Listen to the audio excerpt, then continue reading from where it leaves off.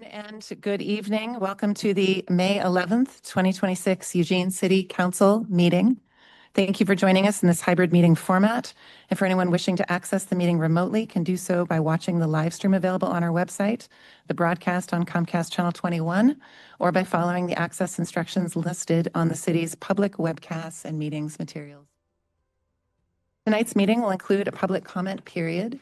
And if you wish to speak, please fill out a request to speak form on our public webcast and meetings materials webpage or at the entrance to the room. We will accept request forms until 7:35 p.m. And these forms will be used to generate the order of speakers and accurately enter speakers' names into the record.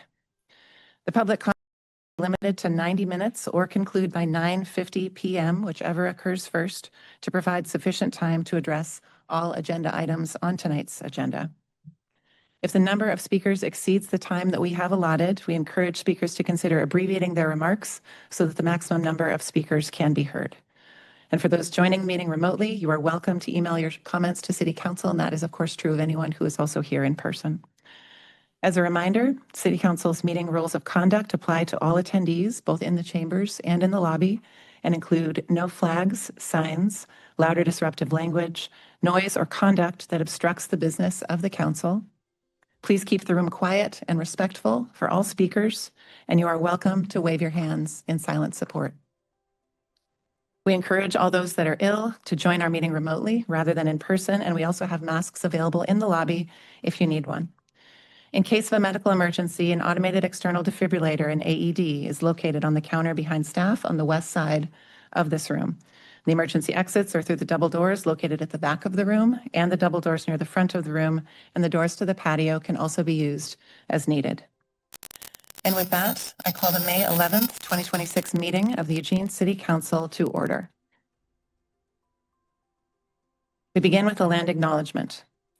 Since time immemorial, the Kalapuya people have been the indigenous stewards to our region, building dynamic communities, maintaining balance with wildlife, and enacting sustainable land practices. This acknowledgement is a way of resisting the erasure of Indigenous histories and to honor Native communities by inviting truth and reconciliation. Following treaties between 1851 and 1855, Kalapuya people were dispossessed of Indigenous homeland by the United States government and forcibly removed to the Coast Reservation in Western Oregon. As we consider the impacts of colonization, we also acknowledge the strength and resiliency of displaced Indigenous people. The city of Eugene is built within the traditional homelands known as Kalapuya Ilihi. Kalapuya descendants are citizens of the Confederated Tribes of Grand Ronde Community of Oregon and the Confederated Tribes of Siletz Indians of Oregon, and they continue to make contributions in our communities here and across the lands. We express our respect for the inherent political sovereignty of all federally recognized tribal nations and Indigenous people who live in the state of Oregon and across the nation. Our first item on tonight's agenda is the Pledge of Allegiance in recognition for Memorial Day. We will open tonight's meeting with the Pledge of Allegiance, and to lead us in this pledge, we are joined by the Eugene Police Honor Guard Detail. Brian Holmberg is a police detective with 24 years at the Eugene Police Department. He served over 4 years in the United States Navy with Helicopter Sea Combat Squadron 3 at Naval Station North Island. After active duty, Detective Holmberg served as an armorer in the Oregon National Guard and 2nd Battalion of the 162nd Infantry Headquarters Platoon. Anthony Viotto is a patrol officer with a total of over 16 years of service, 8 of them being with the Eugene Police Department. Prior to serving in law enforcement, he spent 2 decades in the hospitality industry. Detective Kelly grew up and began his law enforcement career in the state of Texas in 1999. He moved to Eugene in 2008 when he was hired as a patrol officer at the Eugene Police Department. Detective Kelly has had many assignments while working at the Eugene Police Department, such as patrol officer, field training officer, downtown bike officer, and crash reconstructionist, and is currently a member of the Violent Crimes Unit. Jeremy Williams is a police lieutenant with 23 years at the Eugene Police Department. He served 6 years in the United States Marine Reserves with 6 Engineer Support Battalion, Bridge Company B, and Engineer Company A as a combat engineer and squad leader. Eugene Police Department Honor Guard will post the colors, the American flag and the state of Oregon flag for the Pledge of Allegiance, and I will lead us in the pledge when our Honor Guard has reached the front and we are ready for that moment. So please stand now if you are able.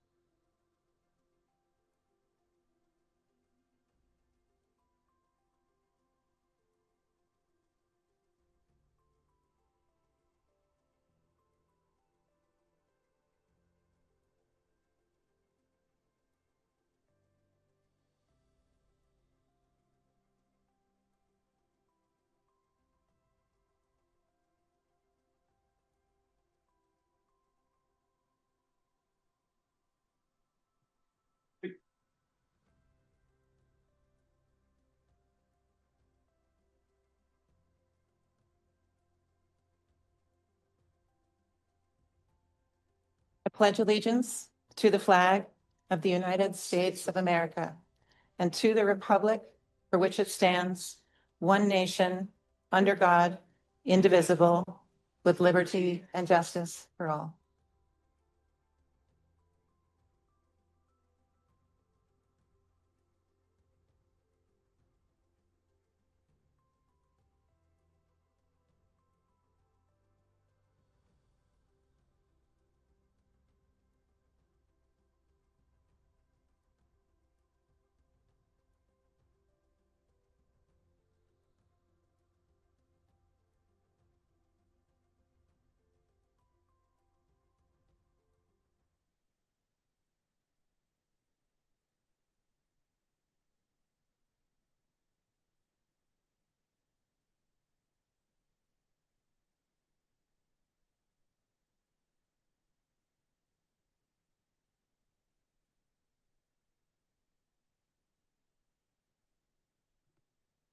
Thank you, everyone. Please be seated. That concludes our first agenda item.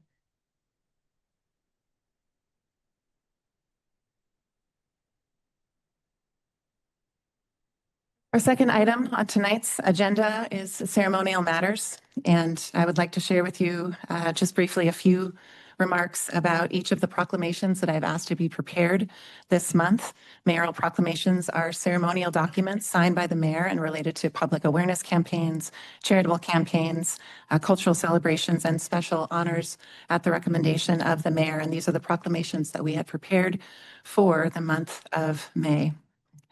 The first proclamation, which many of you had a direct experience with, was on May 1st, when in the city of Eugene, we celebrated International Workers' Day. May 1st was also the beginning of our city's celebration of Bike Month and also Asian American Pacific Islander Heritage Month, as well as Wildfire Awareness Month. And there will be more information available about these proclamations and work in our community related to them in the days and weeks ahead.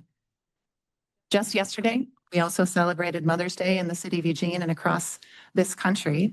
And this coming week, we are celebrating National Public Works Week.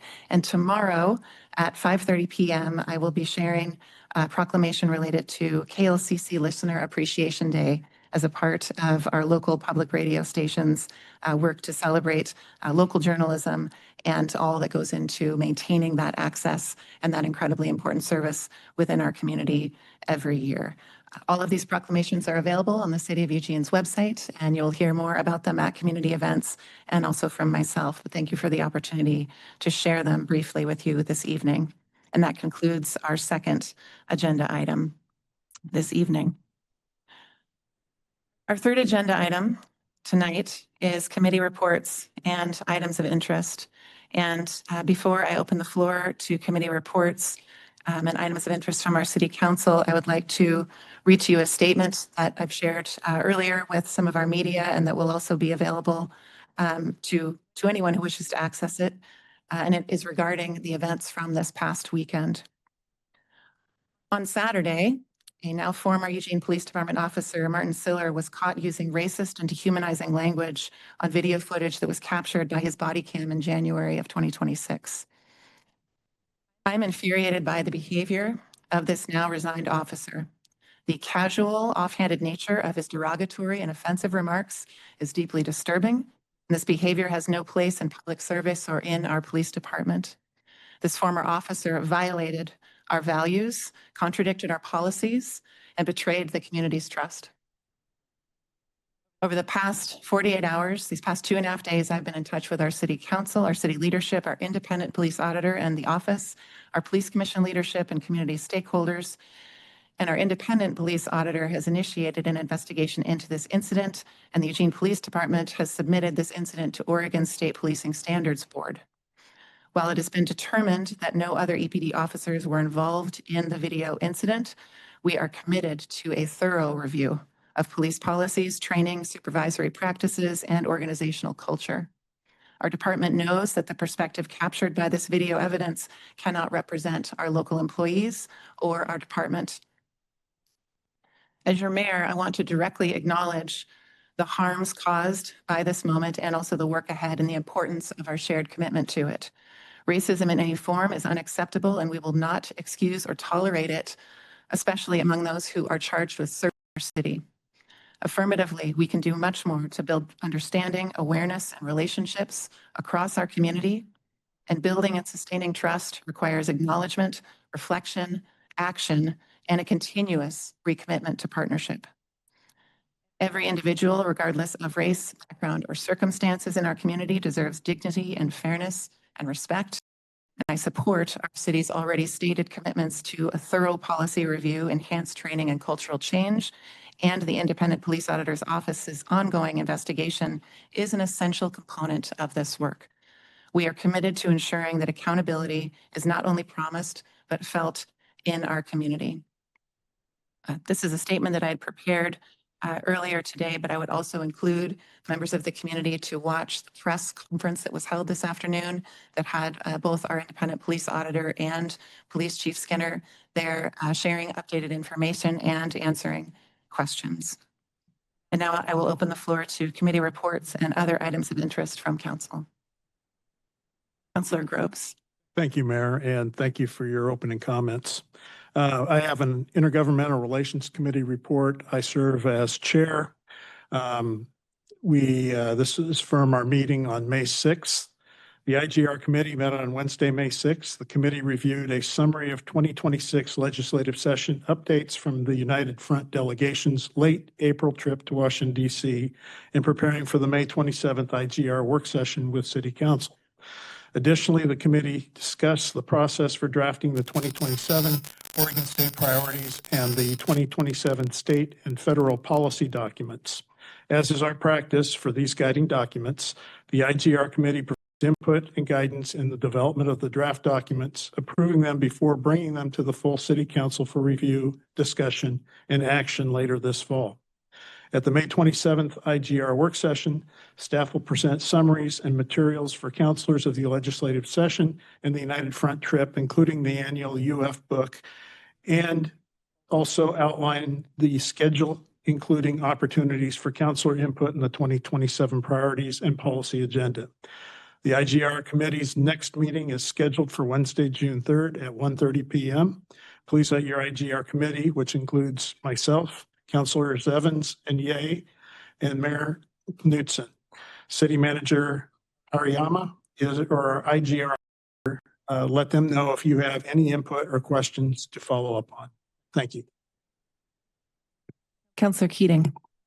Thank you, Mayor. I wanted to, before I echo elements of your clearly powerful statement, I do want to invite folks to participate in the Lane Regional Air Protection Agency's meeting this Thursday. It's an intergovernmental body that I serve as chair. We meet physically in person in Springfield. There's also a hybrid online component. Mayor, like many in our community and many here tonight, I condemn the racist and misogynistic comments by a now former EPD officer that was made public this weekend. I do want to thank both Chief Skinner and Independent Police Auditor Craig Renefsky for their swift and transparent response, both conducting an investigation into the matter and publicly rebuking such repugnant behavior. That being said, I call for additional bias training, additional implicit bias training, and I stand with independent police auditor Renevsky in making that public request. And I do applaud the chief for his commitment to DPSST, that's the Oregon Department of Public Safety Standards and Training, to revoke the now resigned officer's statewide certificate to ensure that that officer never wears the badge in the state of Oregon again. Bottom line, the repugnant and racist, misogynistic commentary made by a now resigned public safety officer is unacceptable, and it was collected simply by chance. That should spark a thorough review, as you have alluded to, Mayor Knudsen. To the community, I'm sorry that trust has been eroded, and I do hope that we can unite around accountability, transparency, and support for our independent auditor to investigate appropriately, thoroughly, and bringing back to this body a series of recommendations that will not erase, but hopefully help rectify this most unfortunate, and let me bold, italicize, and underscore, unacceptable incident. Thank you, Mayor. Councilor Clark. Thank you, Mayor. I just wanted to say that I absolutely, in every way and in every word, agree with both you, Mayor, and your statement, and Councilor Keating as well. I was disgusted by what I heard, and I agree and echo both of your remarks completely. So thank you very much.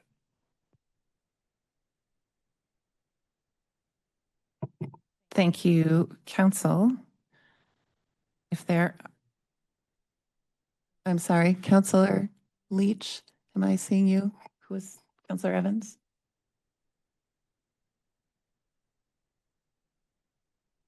Councilor Leach, would you like to also offer comment? I'm so sorry, I did not see your hand if it was raised. My hand was not raised, Mayor, but I really appreciate the sentiments from you and our fellow, my colleagues, about what has happened, and just want to echo them. Thank you, Councilor. If there are no other items of interest from the council, I will now invite, oh, Greg, I'm sorry, we appear to have a technology problem. Councilor Evans, please. Thank you, Mayor. And I want to thank you, Councilor Keating, Councilor Clark, for the, supportive words that you've given. It's really important with regard not only to this incident, but with regard to the relationship that communities of color have, or I should say, have not had with the Eugene Police Department for many years. And reasons why we have the system in place that we have a police auditor that's independent, it's hired by this body and reports back to this body about police misconduct and misbehavior and other issues that our citizens are engaging with our police department. We also have a police commission, which we've had for years, to review policy and procedures. And we have a citizen review board, which were all established. The police auditor and civilian review board were established in the 90s when similar issues came up around police misconduct and police misbehavior in Eugene. What I want to say is that I know a number of police officers in Eugene who are totally appalled by what happened over this weekend with that one officer. And I will say that that should not characterize this police department. But the problem is that after viewing the tape evidence and the other audio evidence of the incident, and I understand there's other evidence that will be emerging as the investigation moves forward, that we have a cultural problem in the uh, Eugene Police Department, and it's been there for years. And when I say that with having lived here for 40 years and have had positive and negative experiences in police stops and other things, and understanding that one of the only reasons why I was stopped because I was driving in black. And I was stopped. The first time I was ever stopped by the police in my life was in Eugene. And I was walking down 13th Street, and it was the third day that I was here.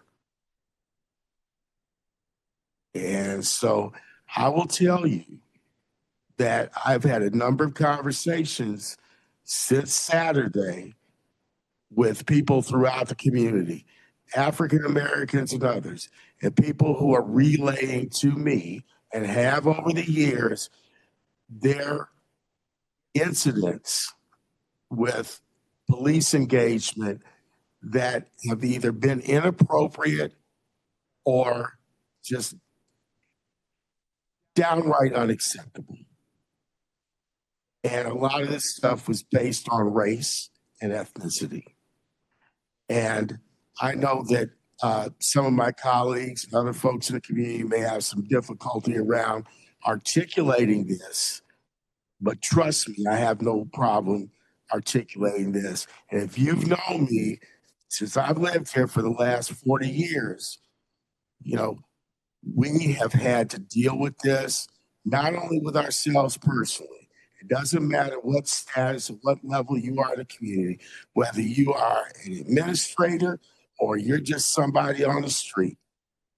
We all have had issues, you know, with the police department.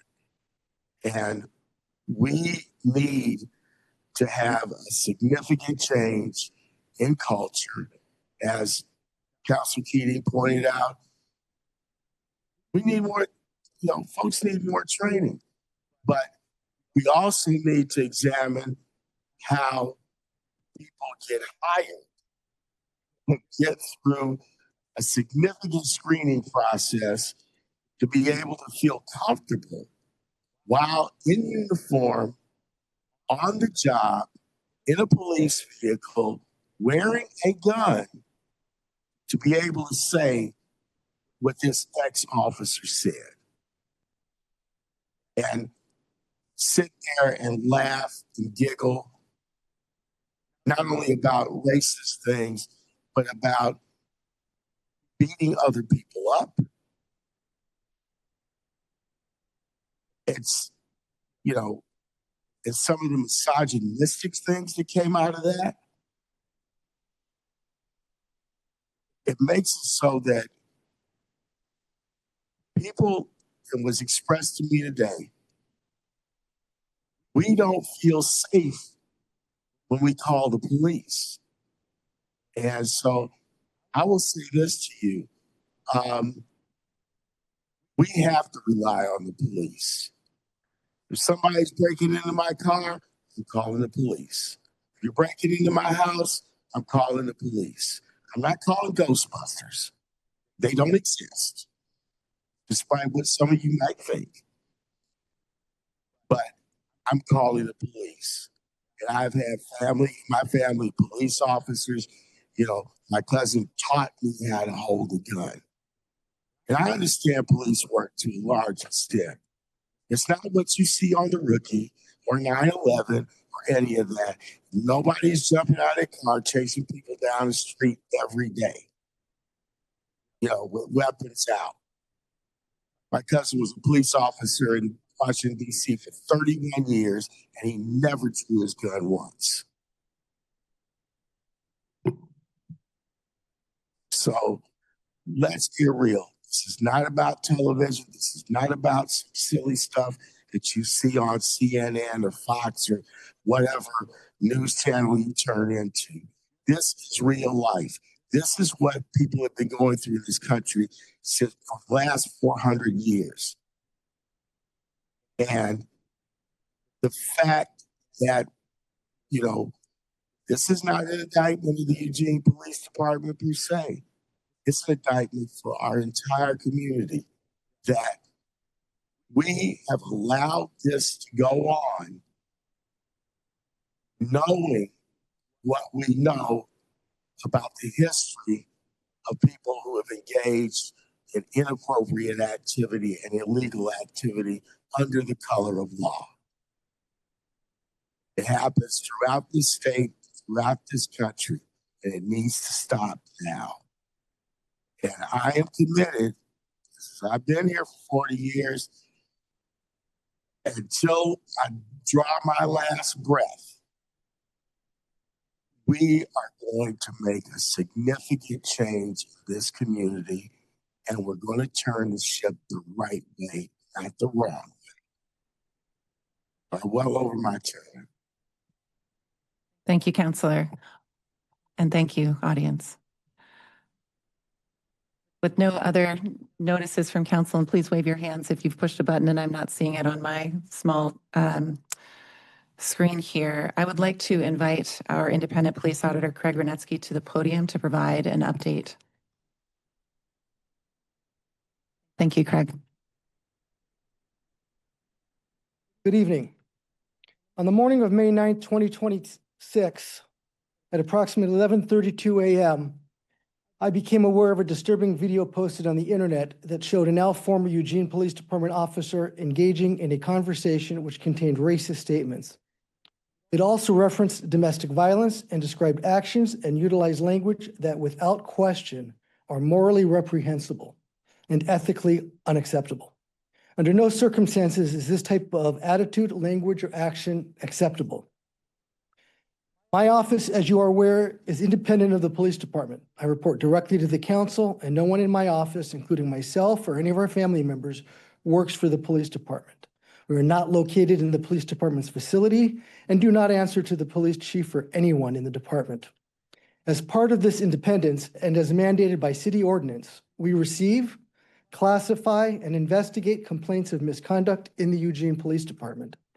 We also audit the investigations by the department and conduct our own preliminary investigations into these complaints. Importantly, if we discover misconduct, we are empowered to initiate formal complaints without the need to wait for a complaint from the public. And in this particular observation, what I observed in that video was of such an abhorrent nature that I immediately started the process to bring formal allegations against the officer. I also reached out to the EPD executives and city leadership. I wanted to ensure that they were aware of the incident and to ensure that the EPD would take the type of action necessary to immediately remove this officer from duty, pending a full, thorough, fair, and complete investigation.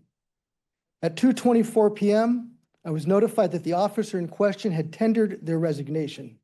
This action prevents my office from proceeding against the specific officer in the form of filing formal allegations against them since they are no longer an EPD employee. However, and I stress however, it will not close out my investigation into the incident itself.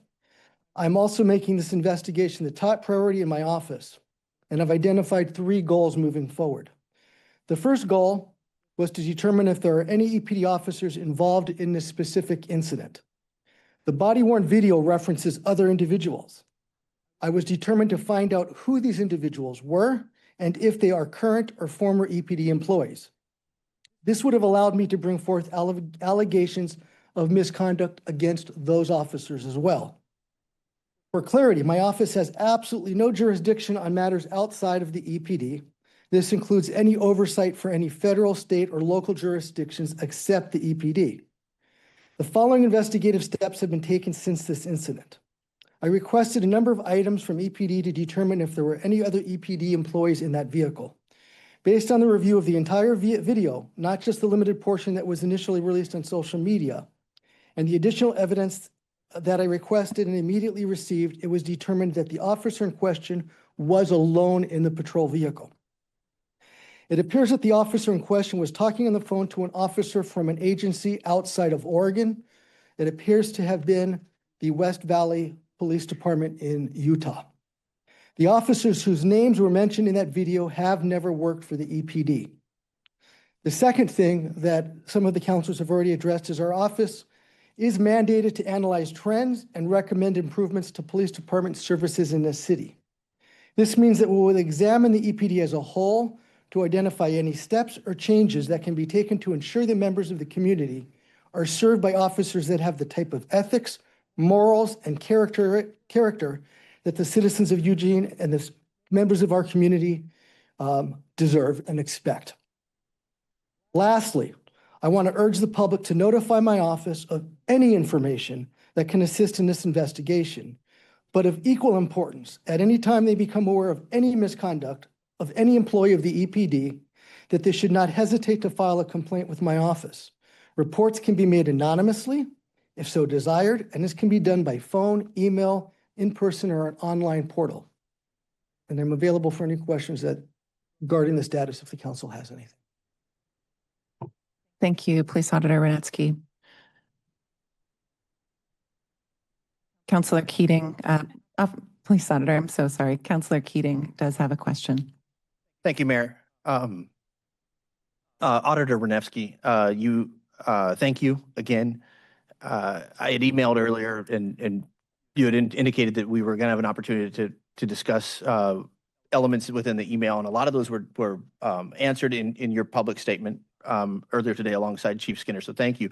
But I'm still fuzzy about one detail. You asked for the public to come forward if there are any allegations of misconduct, but it's my understanding that there's a small window of time. And it's my understanding, I could be wrong, it's a 60-day window, or for some cases, it even extends to a 6-month window. This particular incident has been impressed upon me by constituents, has been a triggering one that brings up past trauma. And there might have been incidents years ago that have never gone reported. What can your office do to either remove those kind of, and I'll editorialize, arbitrary barriers to properly report misconduct? And is your office welcoming any notification of any past wrongdoings that might fall outside of the current existing prescribed timeframe? Excellent question. This is something we come up against. Unfortunately, the way the ordinance itself is written, we have these deadlines in there. So it's something that perhaps the city attorney can address. It would probably require a process to modify that. Yeah, those were set in code by you. So as the council, if they want to consider changing those timelines, that's certainly within your purview as policymakers. And we would welcome that. We would, even a late report is better than no report at all, quite frankly. I'm really glad to hear that. Thank you. Thank you. And I suspect that there'll be a great many of us who will have interest in refining said ordinance. Thank you. Other questions? Thank you. Thank you, Police Auditor Renetsky. Thank you. This concludes our third agenda item this evening. The next item on tonight's agenda is Consent Calendar 1, Ratification of Fiscal Year 2026-2027 Metropolitan Wastewater Management Commission Regional Wastewater Program Budget and Capital Improvement Program, approval of the City Council minutes, and approval of the City Council tentative agenda. If there are no questions from council, I will turn to the Council Vice President to put a motion forward. I move to approve the items on Consent Calendar 1. Second. Any discussion from council? Being none, I'll now take a vote for this motion. Councilors, please lock in your vote on the tablets in front of you. And Councilor Leach, I see you with your hand raised voting in the affirmative, but please turn off your microphone to tell if it's anything other than that. And the motion passes unanimously with a vote of 8-0. Thank you. That concludes our fourth agenda item this evening. We'll now move on to our fifth agenda item, which is an action on an ordinance amending the Fairmount University of Oregon Special Area Study Diagram, amending sections 9.4205, 9.4215, 9.4220, and 9.9570 of the Eugene Code 1971, rezoning the property identified as Assessor's Map 17-03-33-32 to remove the East Campus overlay zone and providing an effective date. Before we ask the city manager to introduce this first item, I'm going to ask the council vice president to put a motion forward related to a procedural matter. I move to reject and not consider the email from Peter Sacramento dated April 20th, 2026 with the subject line East Campus Dorm Expansion, and an email from Arthur Farley dated April 21st, 2026 with the subject line UO enrollments because they were submitted after the record was closed to interested parties. Second. Any discussion from council? Councilor Zelenka? Oh, okay. Councilor Evans on this topic? Mayor, I need to declare an ex parte. Oh, just one moment, Councilor. We'll get to that in 1 second, as soon as we take a vote on this motion. Thank you. We'll come back to you in just a moment, Councilor. Very appreciated. We'll now take a vote on this motion. Councilors, please lock in your votes on the tablets in front of you. And that motion passes with a vote of 8-0. Thank you. And now I'm going to ask the city manager to introduce the item, and then Councilor Evans will come back to you immediately after that introduction. Thank you, Mayor. Tonight, the Eugene Council is scheduled to take an action on a package of land use applications submitted by the University of Oregon for the East Campus area, a refinement plan amendment, a code amendment, and a zone change application. This package of applications would amend the Fairmount University East Campus area to align with recent updates to the East Campus area plan and the university's next generation housing development plan. Thank you, City Manager. Councilor Evans. Now, Mayor, I need to declare an ex parte contact. I had a conversation with Matt Roberts at the University of Oregon earlier today. My mistake, or some clarification around the university's position on this issue. So I'll recuse myself from the vote on this matter. Thank you, Councilor Evans. Is there any response from the public to this declaration?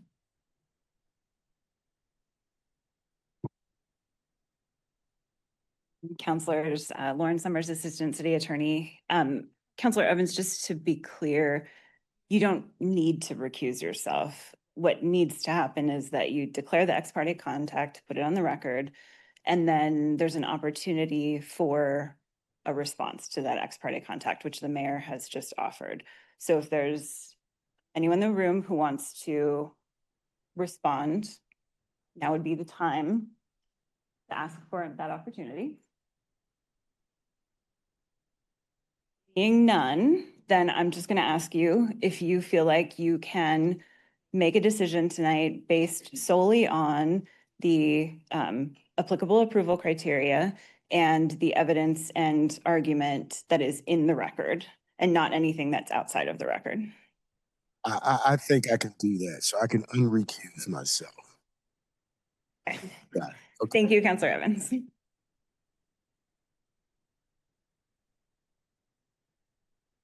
Thank you to our city attorney's office. And now Councilor Zelenka also would like to request that you share into the record some information from an email. Yeah, I sent the following comments to the council yesterday in an email, and I was advised by the city attorney that since this is a quasi-judicial proceeding, that while not a problem, I should read the email in its entirety into the record. However, it will take more than 3 minutes to do that, so I'll need 2 rounds unless you want me to read the whole thing at once. I may pause you and then have you keep reading, Councilor, but yes, please Okay. continue. Let me know in 3 minutes. Unless no other councilors are in the queue. If someone joins the queue, I'll pause you, but if no one else is in the queue, you'll please keep reading. Okay. The decision before the council on the East Campus Environment Plan amendments needs to be based on whether or not the applicant, the U of O, met the burden of proof that their proposed amendments to the East Campus Plan are consistent with the approval criteria. Because of the quasi-judicial nature of the proceedings, we only have 3 options to the council. We can approve it, we can modify it, or we can deny it. While it's possible that the council could make modifications to the application, I think it would be extraordinarily difficult for the council to craft adequate modifications to the proposed amendments to address all the issues. However, I find, and I hope you will too, that the professional testimony by the Fairmount neighbors was very persuasive and compelling. And I agree with them that the findings are not adequate, not supported by the evidence, and that they failed to meet the burden of proof showing that they're consistent with the approval. Even the Planning Commission struggled with the volume and complexity of this application, which led to one commissioner abstaining from voting. In my 20 years on the council, I've never seen an application like this before, where it was so fundamentally flawed that the applicant had to so substantially revise their submission that it required another public hearing. This is extremely rare. And even after the revisions, I don't believe the application, it still fails to prove consistency with the approval.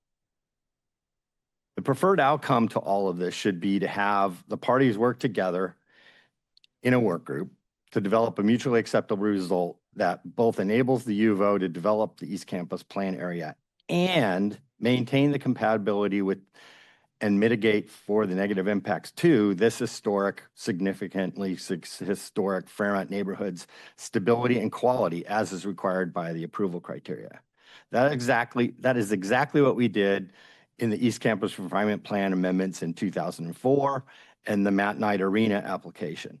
Both ended up with a plan everybody could live with. And I believe this is possible here given the development in this case is not time critical. So to achieve this end, we have only really one choice remaining because of the quasi-judicial process, and that is to deny the application.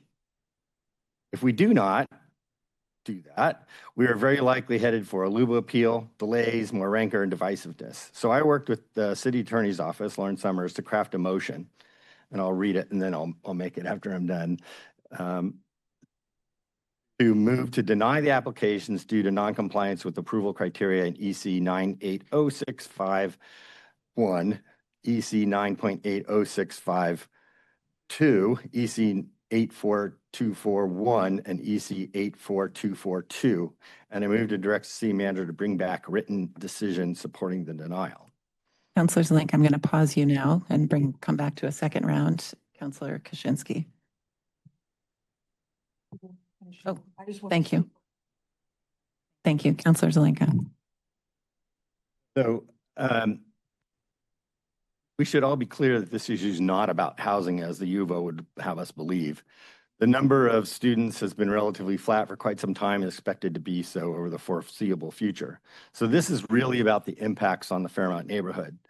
While we need more housing, it doesn't have to come in the form of high-rise 7-story dorms in an established historic neighborhood without any additional standards or requirements to address those impacts from it. The reality is that the U of O can right now build middle and high-density housing in the area without any amendments to the East Campus plan. But they've decided they want to be allowed to build 7-story dorms adjacent to homes without any additional requirements to address the impacts on the historic Fairmont neighborhood. This is in direct contradiction to Comprehensive Plan Policy A25, which requires a balancing of development interest with, quote, increasing the stability and quality of older residential neighborhoods, end quote, through measures such as traffic calming, parking requirements, and other that support plan densities. The amendments would allow the height of a new potential dorms and other institutional facilities to go from 45 feet to 85 feet adjacent to neighbors' backyards. And we saw that in the scale model that's in our council offices. Instead, as the Fairmont neighbors suggest, the applicant could maintain the buffer area by incorporating transitional increasing heights as a step back from the neighborhood. And as we have already on the old Joe Romania Chevrolet lot in the 19th Avenue area south of the university. In addition, the substantial impacts on the neighborhood of the additional 800 beds in a potential new dorm on top of the already being constructed 800 beds are not being addressed under this proposal. To be clear, this amount of people is like equivalent of adding the entire populace of the city of Coburg in the Fairmont neighborhood. It's important to realize that the traffic and parking impacts are not only from the additional students, but from the numerous workers, the maintenance and repair vehicles, service and delivery vehicles, waste hauling, lifts and Ubers, drop-offs and pickoffs and visitors. And the impact would be profound on the neighborhood. So in summary, the proposal raises building heights, allows large dorms, makes no provision for addressing all those resulting impacts on the neighborhood, and makes the proposal inconsistent with the approval criteria. The proposal would double the height, scale, and size and occupancy in the Fairmont neighborhood from what is allowable today. And the impact on the traffic and parking associated with the functioning of the new dorms would also be inconsistent with the refinement plan and the approval criteria. And then finally, the sheer volume and quality of the opposing testimony and written comment in this proceeding since October of last year is one more final indicator that applicants have failed to meet the required burden of proof that their application is consistent with the approval criteria. So therefore, I move to deny the applications due to noncompliance with approval criteria EC 9.80651, EC 9.80652, EC 9.84241, and EC 9.84242. And I move to direct the city manager to bring back a written decision supporting the denial. Second.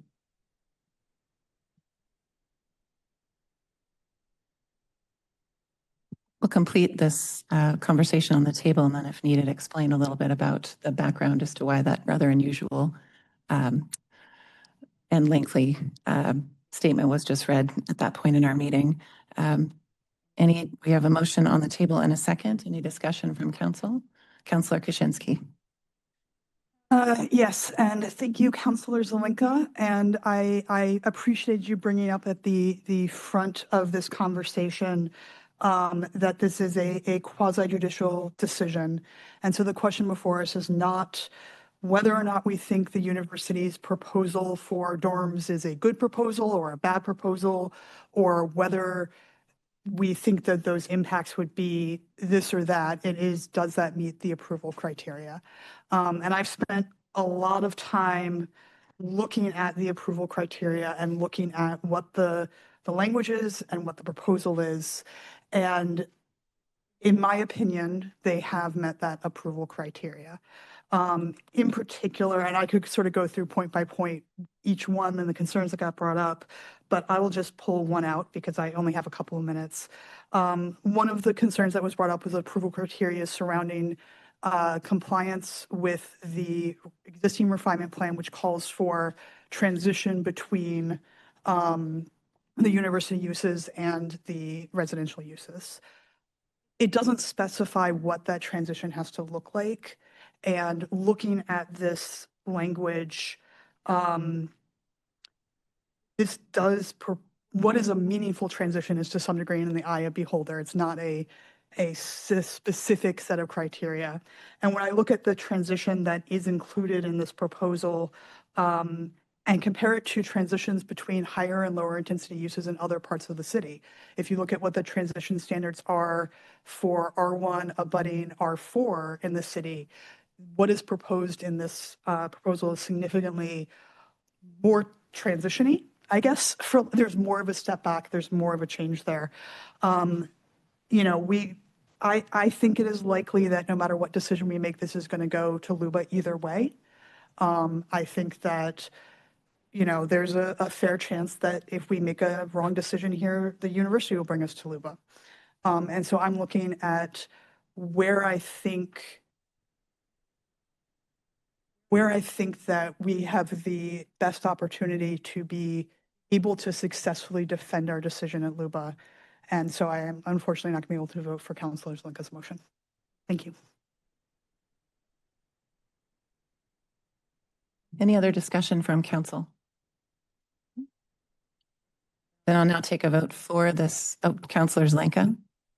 I appreciate that, Councillor Kaczynski. The refinement plan does indeed call for a transition of heights, and it's not specific because the specificity of that is actually in the ordinance. So if you just read the refinement plan, you wouldn't see that. But if you read the entirety of all the documents associated with it, you'd see that there was a specific plan with specific numbers in it. That's not in the refinement plan, but in the ordinance. So in that sense, this does exactly violate that. Inconsistent with what is the entirety of the refinement plan, which includes the adopting ordinance. Any other discussion from council? Councillor Leach. Thank you, Mayor. I've spent some time with this as well, and I am in favor of Councillor Zelinka's motion because I've seen a lot of these votes over the last few years. What I haven't seen is one that asks us to rezone the property, to change the refinement plan, to change the height limitations, to change an overlay zone all in one. And when we're looking at these state goals, I think we have to look at this as a comprehensive, what are we changing in this neighborhood that is going to really impact? And why do we have a refinement plan? Why do we have, a comprehensive plan if we are just going to be able to take this to a completely different place?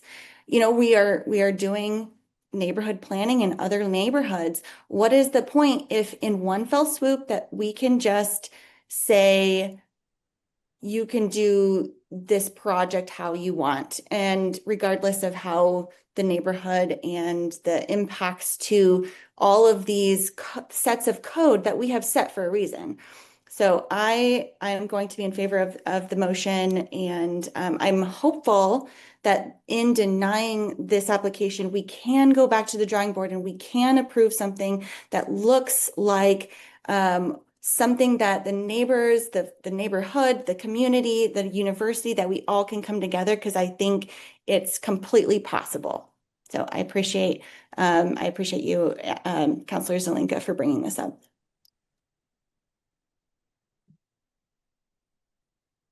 Any other comments from council? Seeing no additional discussion. Sorry, Councilor Groves, you all are right at the last moment. It's the last minute. In a row. I was thinking, thank you, Mayor. I was pondering this. Does the city attorney have any comments between the two positions that have just been expressed? And the planning commission? You have a recommendation, I think, from planning staff. The recommendation is what we would be relying on. We'll obviously be defending any decision that this council makes, but the recommendation in your packet is to approve the application. Okay, thank you.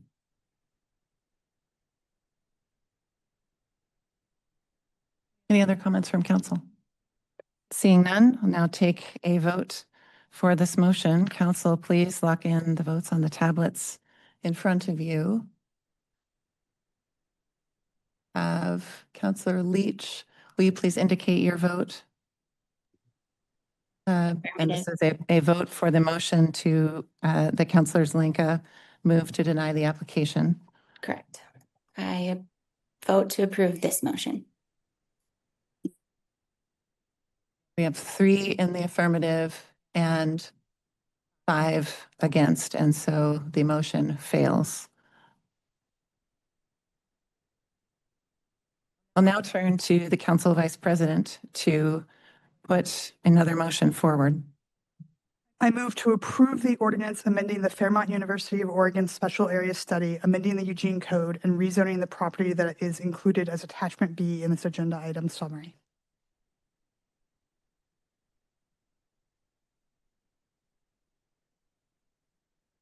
Second. Any discussion from council? Seeing none, I'll now take a vote for this motion. Councilors, please lock in your votes.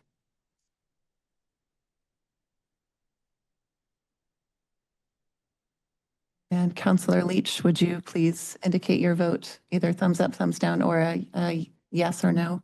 I'm an opposed.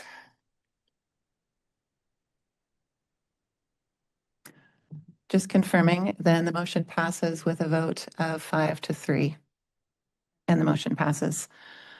Thank you. That concludes our 5th agenda item this evening.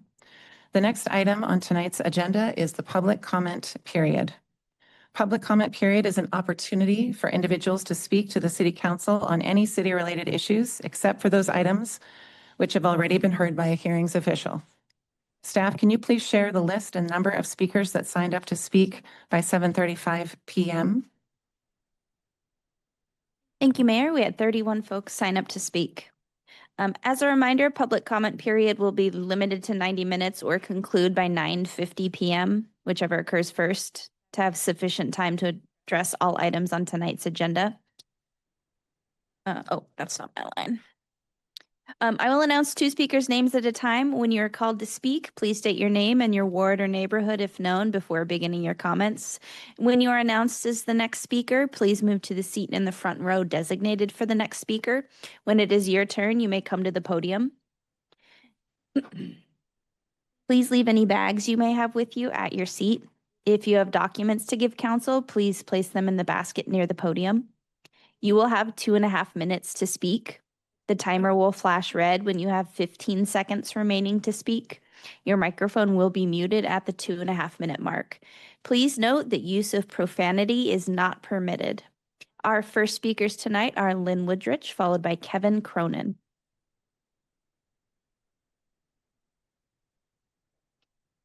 My name's Lynn Woodrich. I'm the co-chair of the Active Bethel Community and a Bethel resident for over 30 years. I live in Ward 8. I've been speaking on behalf of our ABC board for the last 6 years. I'm repeating this speech today without the musical interlude. I'm allowed to speak first as I'm representing my neighborhood association. The Active Bethel Community has over 12,000 households. Speaking is a privilege and has made a difference in the Bethel neighborhood. Starting 6 years ago, I spoke regularly that Bethel hadn't had a neighborhood plan for 40 years. There was a city council work session recently where our new Bethel plan was presented. Highway 99 has been a regular topic in my speeches. At the State of the City address this year, Mayor Knutson said, "I think we need to begin thinking differently about Highway 99, its future as a safer, greener, multimodal boulevard. It needs to be reimagined, and as with so many other examples, we can bring a new spirit of collaboration to this work." Working with Beyond Toxics and many agencies to bring attention to the J.H. Baxter neighborhood contamination resulted in its closing and becoming a Superfund site. There have been many urgent topics relating to the Bethel neighborhood as it was ignored for far too long. Bringing the neighborhood issues to our city council, mayor, and city manager regularly is important, and I will continue to advocate for Bethel. I encourage other neighborhood associations to give permission to their leaders to advocate for their needs too. We're inviting everyone to attend our We Are Bethel celebration on Saturday, May 30th at Peterson Barn from noon to 4. We have 60 booths with activities, live performances, games, food carts, and raffle prizes. The Kinder Foundation is helping to sponsor our event this year, and we'll have lots of kindness to spread around. Check out our website, activebethelcommunity.org, and sign up for our monthly email newsletters. Thank you. Thank you, Lynn. Our next speakers are Kevin Cronin, followed by Tim Lewis. Hello, my name is Kevin Cronin. I live in Ward 7. Yesterday, Officer Sagmiller told me not to worry. Eugene has the highest standards of any police department in the country. I say tonight we review Chris Skinner's tenure and see if he's meeting those standards. He started April 30th, 2018, 8 years ago. Following the former EPD officer catching a child pornography charge in 2017, Skinner told us he would bring a culture change to EPD. Culture starts with leadership. Currently, EPD has 0 women in leadership above sergeant. And currently the culture is one of a casual attitude about women in their lives and in the people that we serve. September 2018, an officer resigned when a woman complained to the auditor's office about a sexual relationship with him. 2019, Officer Tykel shot and killed Eliborio Rodriguez while he was collecting cans. Tykel lacked probable cause. Tykel was promoted to sergeant. He hires and trains new officers. 2020, when on duty, Officer Drum followed up on a domestic violence victim, visiting her home and raping her twice, the second time at gunpoint. He pleaded guilty. 2021, Wes Darling resigns after being accused of rape. 2023, Judson Watson was found to send inappropriate photos, make unwelcome comments, inappropriately touching one of his coworkers. All 8 claims of misconduct were substantiated. 2024, Officer Cardwell told KVAL that a sergeant continued inappropriate behavior with her for 4 months after she asked to be removed. 2024, Joshua West was arrested and charged for domestic violence and strangulation of his girlfriend. 2025, the Flock fiasco. It's clear that after 8 years at the helm, Skinner has failed to change the culture at EPD. Your only leverage over the police is to fire the chief. It's time to pull that lever. Ladies and gentlemen, please, the rules of conduct at council meetings. Wave your hands in silent support. The only thing that we hear should be coming from the podium and the person speaking. Thank you very much. Thank you, Kevin. Our next speakers are Tim Lewis, followed by Misty Strawberry Bowman. I'm the person with Picture Eugene, along with Jetty Eddy, who released the short video.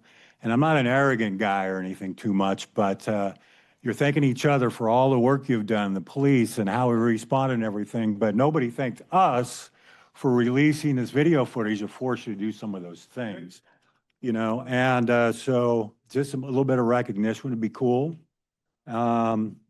Usually I have other people speak for me, and Jetty's going to speak tonight because she's a lot more eloquent.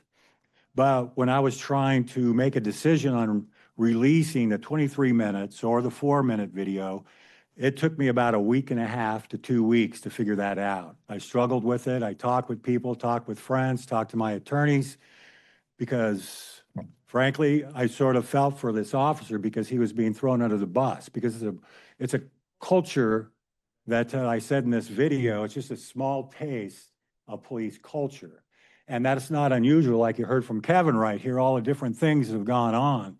And this window dressing that you're talking about, and the police auditor doesn't really have any strength either, because it's with the chief of police and the city manager. So the things that we're going to do, Mike was helping with this quite a good marketing strategy to get that 23-minute out quick before we could. And that's really why we're here also, to continue this dialogue and let everybody know in the city that we're having our own press conference, and it's going to be on Friday. We're working on a spot, but we're also going to have a live feed on Instagram, TikTok, and Facebook. And we're going to have key people in the neighborhood talking about their experiences with the EPD. And that'll be happening on Friday, somewhere around 10 o'clock. And we're going to get it out there on the internet. But anyway, it wasn't an easy decision for me to release this stuff. And we're all human. But again, I don't pack a gun. And I'm not living that kind of culture that has to be accounted for. Thanks. Thank you, Tim. Our next speakers are Misty Strawberry Bowman, followed by Latife Amato. Good evening. My name is Misty Strawberry Bowman. I live in Ward 7. I'm a dark sky advocate. I just want to say I was very moved by Councilor Evans' testimony, large parts of it tonight, and that's inspired me to speak a little bit more generally right now. Firstly, however, some old business. Councilor Clark, I'm sorry this took a while, but I want to speak on safety and security real quickly and say something I would not have said 2 years ago. I genuinely believe that uniform, standardized dark sky lighting will improve the safety and security of this community, including for our first responders as well, which seems to be on the mind of a lot of people tonight. But let's not get into that for a moment. Safety and security deserve more than 2.5 minutes, so I'll leave it at that. I tabled at Eugene's May Day Fair, and I asked people of Eugene to share star stories and stories of the night with me, and I got children as young as 8 sharing testimony about streetlights that are keeping them awake at night. City Council will recall I once testified that children in light-polluted cities get 20 minutes less of sleep per night, and I had residents as old as 60 testifying about seeing Halley's Comet. I was originally going to turn it in. 26 pages of star stories seems like plenty, but I'm thinking about all the star stories that I haven't gathered, and I think I would like to hold on to this notebook for a little while longer. And I'll be sure to leave a couple of pages blank at the end of the notebook for City Council to put their own star stories in. Another piece of business, I did ask the mayor, and now I would like to ask publicly, can we please get some closed captions on at least one of the TVs in the room? I know elderly people, hearing disabled people, people with auditory processing issues, all sorts of people who would definitely appreciate having closed captions on these TVs. I had a lot more to say, but my time is running out. Thank you for your time. Thank you, Misty. Our next speakers are Latife Amato, followed by Justin Burns. Good evening. My name is Latife, and I'm a resident of Ward 7. I'm here because what is happening with this police department is not okay, and the systems meant to hold them accountable are not working. An EPD officer with a department of 7 years, was caught on his own body camera making racist remarks about Black people and immigrants while protesters were being tear gassed outside the federal building for standing up for immigrant rights. The video sat hidden for months, and it only came out because of the community members behind me posting it online. And when it did, the officer just resigned, and that's not accountability. That's the loophole and the cowardly way to address the problem. And there is zero chance that in those 7 years that officer expressed those, was the first time that that officer expressed that for the first time. So it isn't a bad apple problem. This is really an infestation of rotten culture protected by a system of impunity. So let's not act surprised. This is the culture of an entire department, not just a former EPD officer. Last year, I personally witnessed an abduction by ICE, and I called 911, and the dispatcher told me they could not help because they don't interfere with federal operations, even though the man had already been taken, and I was simply asking them to take a report. My tax dollars pay for that service, and it should work for all of us. I've also seen EPD interfere with legal observers and rapid responders, and EPD violate First Amendment rights. Officer Hammond, in front of his supervisor, Officer Ware, stated out loud on camera that he does not know the Constitution. I'm sorry, but you don't get to carry a gun and not know the Constitution. I filed a complaint with the auditor, and they closed it because EPD said that there was no policy violation. I requested a public records request, and that was denied too. Every avenue that the city has offered for accountability has led to a dead end. And let me read directly from the auditor's closing letter. We received a memorandum from Captain Wright indicating he reviewed the records from the incident that gave rise to your complaint and investigated the event. Based on what he said, Captain Wright says that the actions were within policy of the established standards of the Eugene Police Department. How can EPD close its own case and then deny it access to that memorandum? The auditor's office is not enough. We need a new chief of police, and we need actual reform. We need Latife. Thank you, Latife. Our next speakers are Justin Burns, followed by Andrew Becker. I've spoken to you guys plenty. You don't listen. I've come in front of the city council multiple times asking for help from looming threat of fascism that is attacking every facet of American society. I've asked the mayor and the entire city council to stand up against ICE and DHS only to see EPD work side by side with them.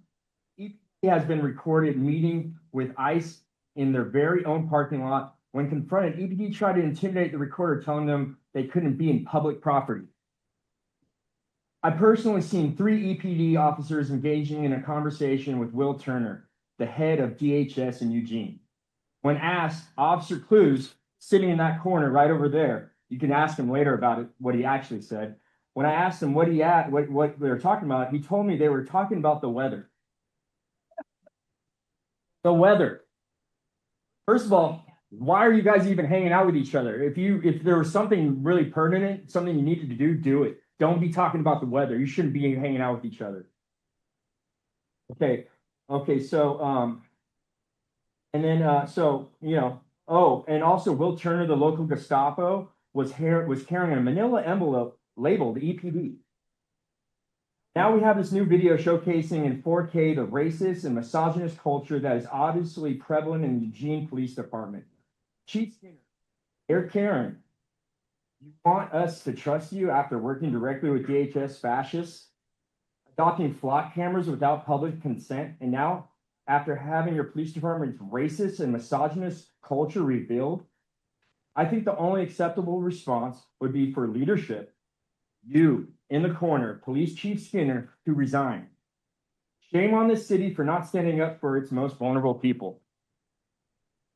Thank you, Justin. Our next speakers are Andrew Becker, followed by Sarah Kay.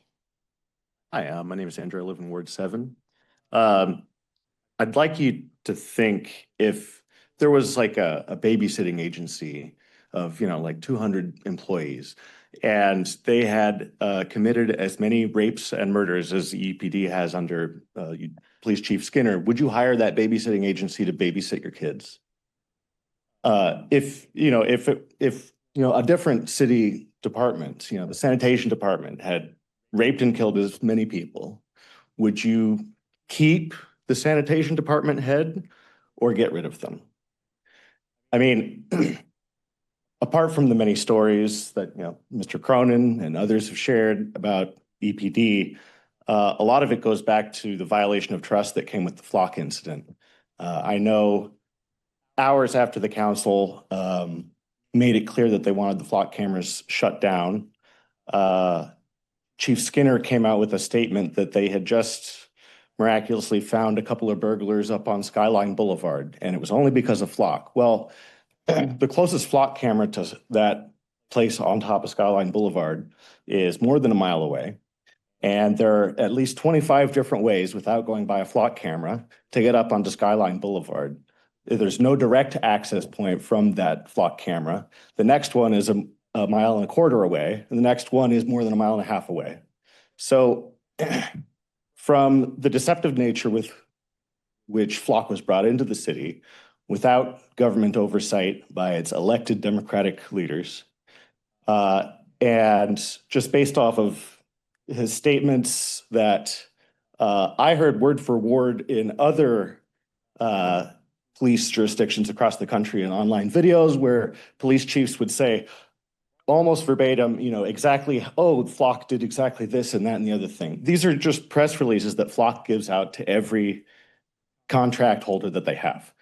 And the undemocratic nature of letting that go forward, put together with some of the other statements that were very misleading that Police Chief Skinner made to the council, such as that, it doesn't have AI, can't be done with live video. Flock says in their own contract, if you just pay us a little extra money, which apparently can get with grants, they can turn video on at will. They can turn AI modeling on at will. You, Andrew? License plates. Our next speakers are Sarah Kay, followed by Amelia Falks. Hi, I'm Sarah. I live in Ward 8. This is my first time addressing you.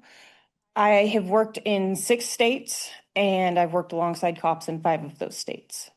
I have never come across a police force that allows and encourages businesses to give them donations. Donations are bribes. Donations encourage the police to show up consistently at a local business. Consistently, predictably, constantly, in uniform, with their patrol cars. Never in my life have I seen this. Tacoma, Seattle, they don't even allow for discounts to be given to police officers. And you know that they're doing this. You know that Skinner is doing this because you've talked to him about taking stuff out of his budget that he's getting donations for. He's sent officers into local businesses to ask for receipts that he can gerrymander to make it look like you're paying for those things that he's getting donations for so that his budget remains intact. Skinner has to go. Thank you, Sarah. Our next speakers are Amelia Falks, followed by Jane. Madam Mayor and City Councilors, this is my first time speaking tonight, and I'm going to be speaking for myself and myself only. I am from Ward 1, and I'm also the current chair of the Eugene Police Commission. When I chose to sign up for the Police Commission, I really didn't have much knowledge of EPD as a whole, and I wanted to get involved within the community. And since my time here, I've been able to attend the Police Citizens Academy, which is a 8-week, I could be wrong on that, don't quote me, but it is essentially 3 hours once a week where you get to learn about the different departments of the police department. The people that I have met have been very lovely humans and are very passionate about being part of this community and serving this community. With that, the incident on Saturday was, like everyone has said, disgusting, deplorable, and really disheartening. But what I would love to focus on is moving forward to make sure that these types of folks are not allowed back in our community, that are not allowed on our law enforcement.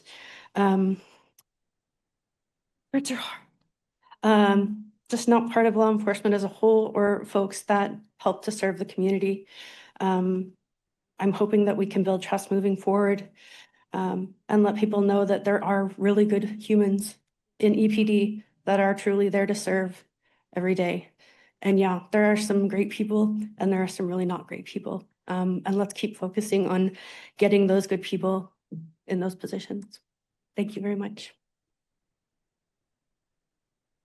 Thank you, Amelia. Our next speakers are Jane, followed by Alice Warner.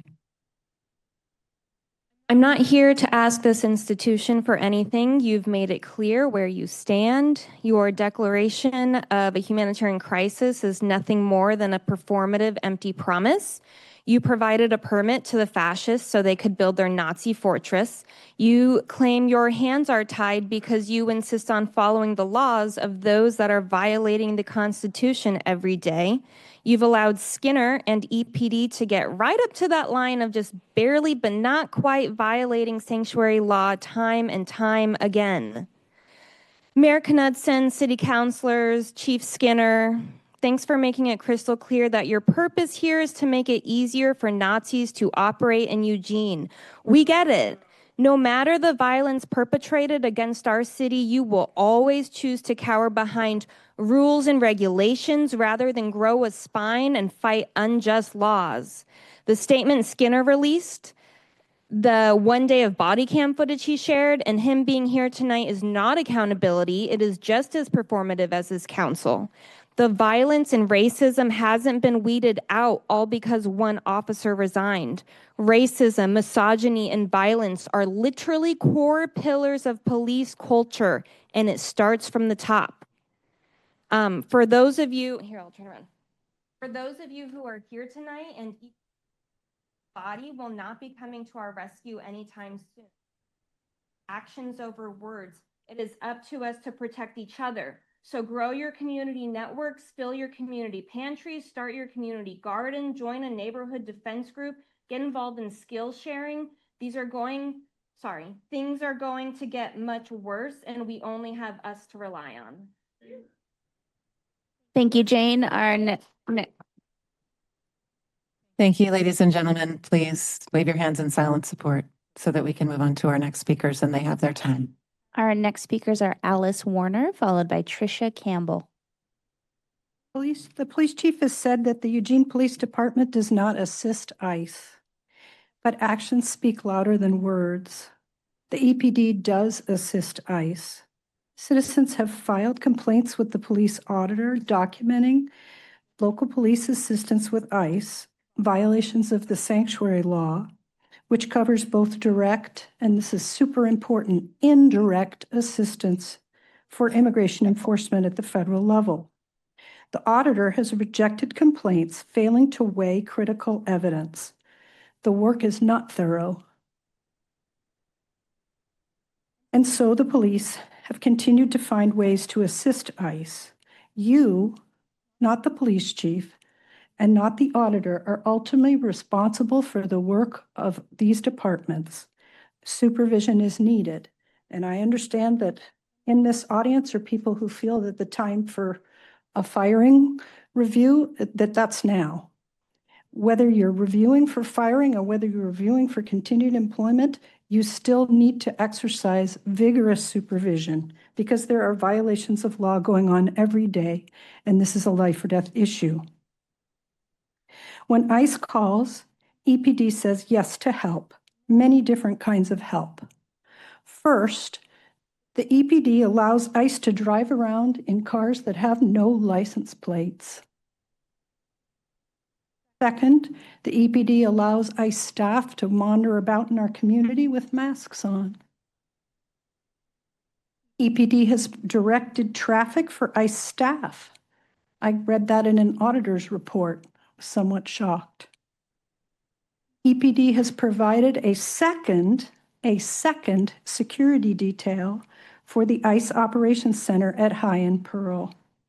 And it is reported that Eugene ICE may be copying ICE tactics documented in St. Paul, Minnesota, where ICE makes a false 911 call and uses local police to prevent citizen legal observers from documenting ICE detentions. Are these things helpful? They sure are. They're really helpful. Do they use city money, staff, and resources and equipment? Yes, they do. And that's a violation of the sanctuary law. So I'd like to conclude by asking. Thank you, Alice. Our next speakers are Trisha Campbell, followed by Jetty Eddy. Hello here. My name is Trisha. I'm a resident of Ward 1. As we all know, a video got released of body cam footage of an EPD officer on a speaker call with another officer. Chief Skinner released a statement addressing this the following day. A statement that was so performative, incompetent, and shameful that every person in the city should be outraged by it. Chief Skinner said accountability must be real and trust earned through action. Yet when he put that statement on social media, public commenting was turned off. Shame on Chief Skinner. Why was this officer allowed to resign? If you were so outraged, then you should have fired that officer. Shame on Chief Skinner. Nowhere have I seen or heard the chief of police address the domestic violence and the child abuse that was talked about by these officers on that call. Shame. Chief Skinner employs violent, narcissistic, power-hungry thugs.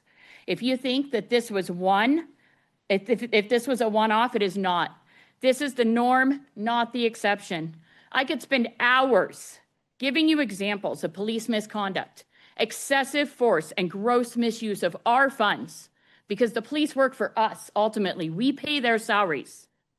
This should be the final straw of incompetence that we allow from Chief Skinner and EPD. Shame on Chief Skinner. Shame on Eugene City Council if you are not immediately calling for his removal. Thank you, Trisha. Our next speakers are Jetty Eddy, followed by Chloe Rice. Guys, how's your day been? Yeah, good. Cool. Oh. So here's some things. I know all about cop culture. My dad was a cop. I grew up with that in my life. And breaking the law has been something that causes extreme anxiety in my life. I've been criminalized over and over and over by EPD. And I've reached out to most of you guys. I've sent emails. I've emailed you. I don't even know how many times, Chief Skinner. A lot.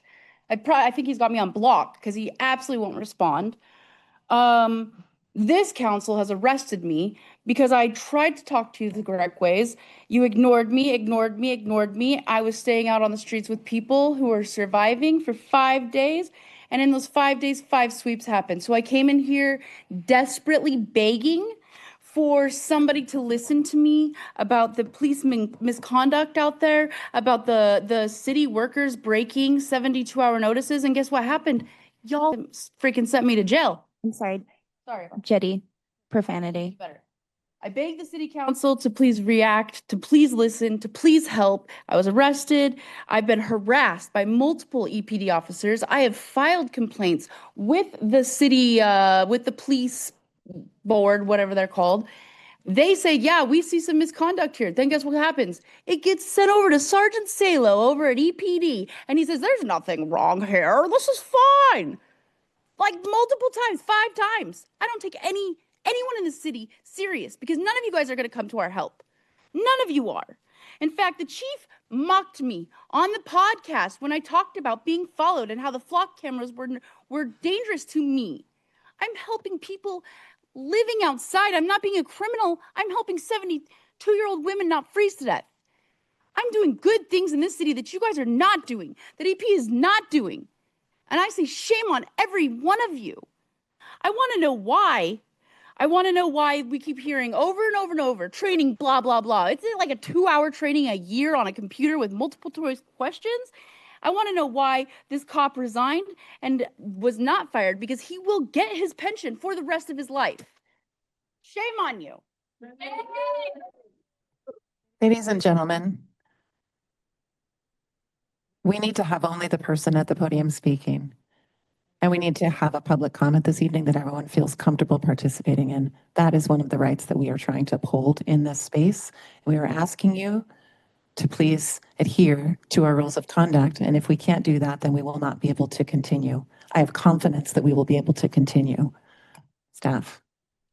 Our next speakers are Chloe Rice, followed by Holly Graves. Wish I can match the anger in this room vocally. I can't. But I'm going to talk about something else tonight. I've been following the West Eugene ER situation closely. The permits, the timeline, the financing. I'm not here to pick apart any of that. East Health's ER staffing nearly got handed to a company from Atlanta that lied to a federal judge. The hospital that used to be here was torn down for student apartments by a developer from Georgia. The CEO who promised us a replacement was fired. The hospital review as represented has gone silent. The local developer holding the project can't confirm financing and won't answer questions. He's now asked for 10 years to figure it out. Every major decision about Eugene's emergency medical future in the last 3 years has been made by entities that won't be here when it matters or people who won't say anything at all. The last Cascadia earthquake was in the year 1700. They average every 243 years, and we've been building pressure for 326. We're already on borrowed time. When that time is up, those bridges will go down. And that's not speculation. ODOT, FEMA, and USGS all say that a full margin Cascadia event will take out many of our bridges. If the bridges go tomorrow, what happens to the people of Eugene? Because at some point, emergency medical care stops being a real estate opportunity and starts becoming public infrastructure. I'd like to know if this council has decided where that line is, because the Cascadia subduction zone already has. Thank you, Chloe. Our next speakers are Holly Graves, followed by Demond Hawkins. Hello, Council. I wanted to come here tonight, present something a bit fun. I don't know, maybe increase tourism. But in light of recent events, I no longer feel like it would be good to invite people to come to the city of Eugene. I do not believe that it would be safe for people to be coming here, what with ICE abductions and EPD collusion. And if that officer was comfortable saying that, who knows what the officers are comfortable saying when their cameras are not on, when they are among themselves and themselves only. As others have said clearly, there seems to be no haste to get something meaningful done other than allowing these officers to resign before they bring trouble to the rest of the EPD. But as you say, your hands are tied. Thank you, Holly. Our next speakers are Demond Hawkins, followed by Chloe Longworth. Hello, I'm Demond Hawkins. I am in Ward 8. Councilman Randy Groves there. This is actually my first time speaking here, so Councilor Evans, I'd really like to thank you for your comments there. I'd also like to just thank all the folks that really commented and denounced what was said by that officer there.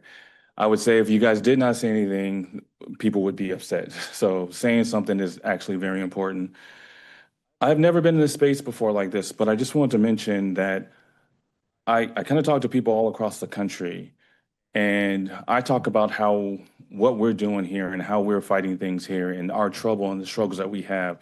And I forget that other states, their state is not trying to fight with them. So, I mean, there's some things that we have this beef with our city and our state, but it is us working together. We're on the same side with some of these things.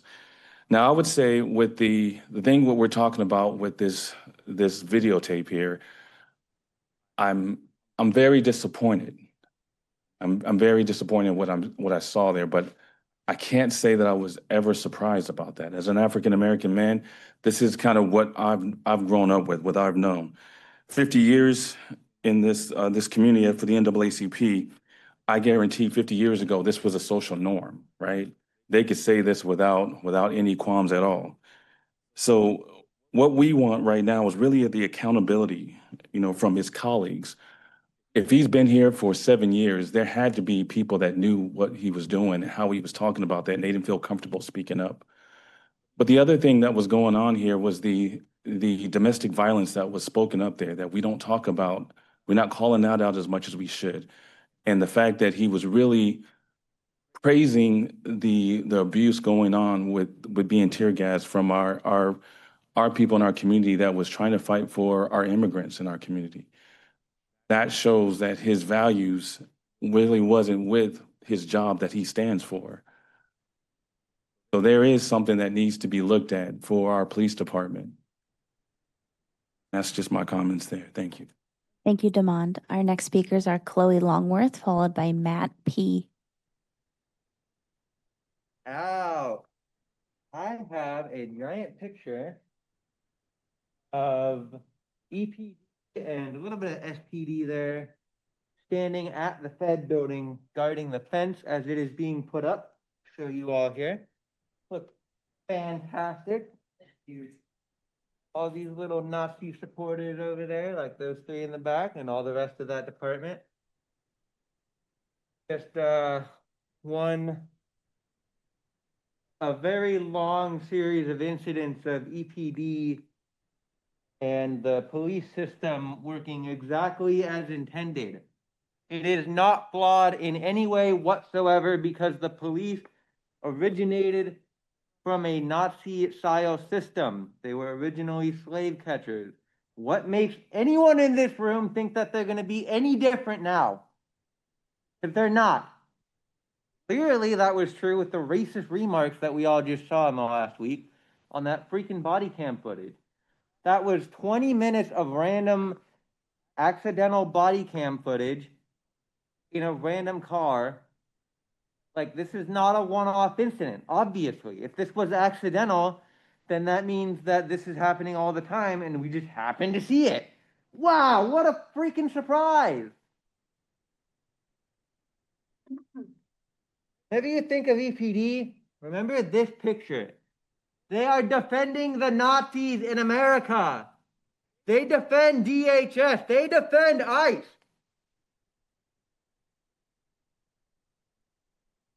And the city behind me lets them do it. System isn't broken. It's working exactly as intended.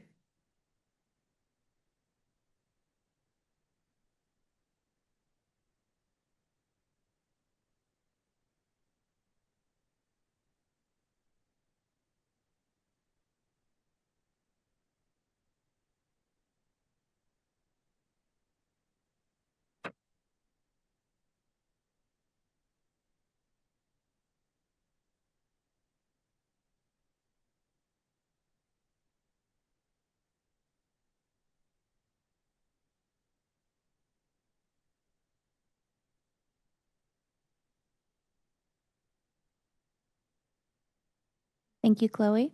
Our next speakers are Matt P., followed by Alfredo Gormazano.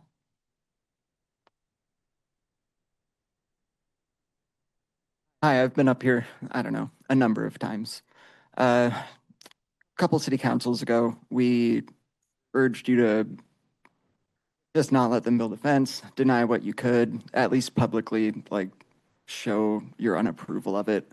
And I believe Keating told us to do some homework because we don't know of your powers or like what you can do. So we put out a FOIA request and got the email chain between you and DHS where they just are so happy with how easy and streamlined you helped their process for getting the right-of-ways for the building. So I'm glad that I did the homework. Last week, city said, oh, EPD doesn't help ICE. What are you talking about? And then we just have, pretty good picture of them helping out DHS. So I don't know, it feels like a lot of hollow words from a bunch of small people who are a little nervous to say no to anybody that has any inch of power. And when we sit here and we hear our own counselors say that there's nothing that they can do, that they don't have the power to stop this, that they can't help these people in any way, it kind of makes me think like, then why are you up here? Why do we vote for people with no power to stop anything?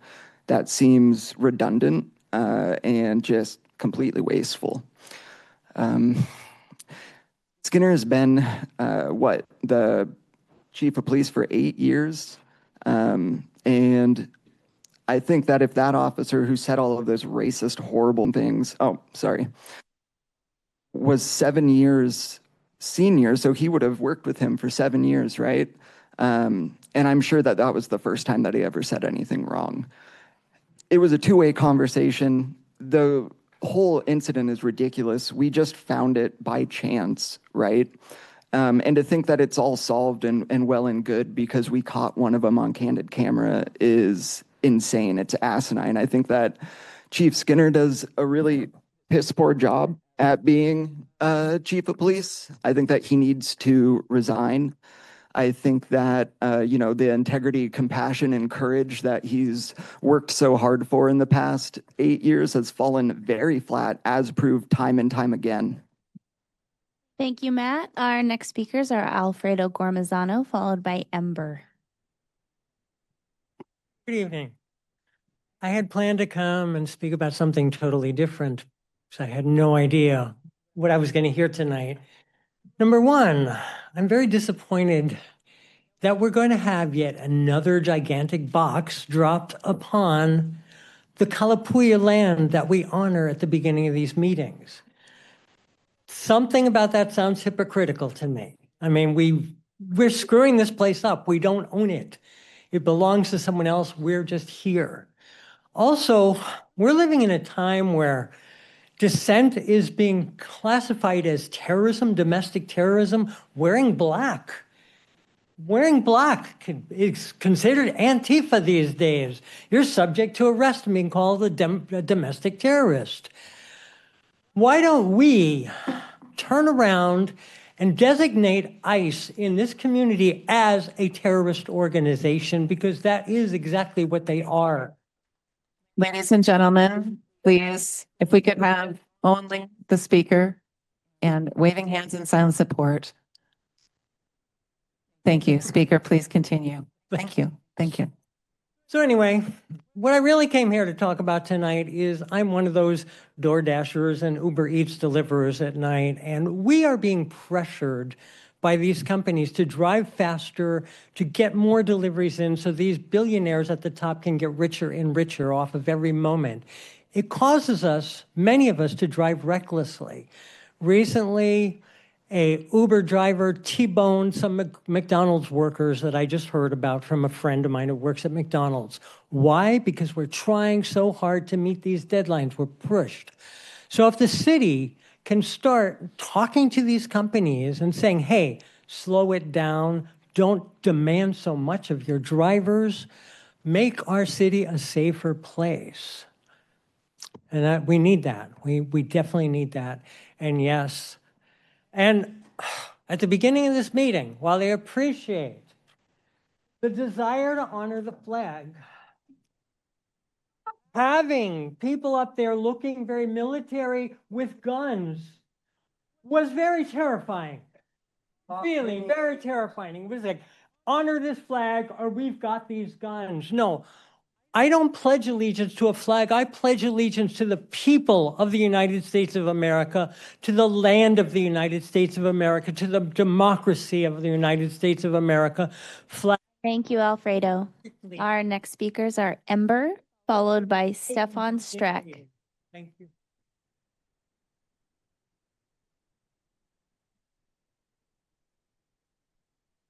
Good evening, Council. My name is Ember. I currently live in Ward 1, and I am a seminarian and trauma chaplain. I want to begin by acknowledging that I appreciated my councilwoman's response to me regarding the Pearl Pedestrian Promenade project proposal.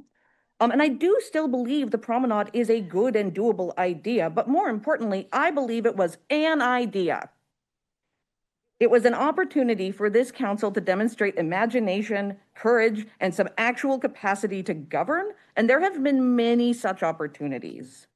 I also think that in the face of how trust in our institutions is being actively eroded, the loss of sidewalk space on Pearl is kind of the least of our problems. I did not get back to you, Councilwoman, because my time and attention has been consumed by the kind of anti-fascist community work that residents should be able to expect from city leadership. If you want to speak with me about that project or really anything else, I am easier to find than I should be. You can come talk to me anytime.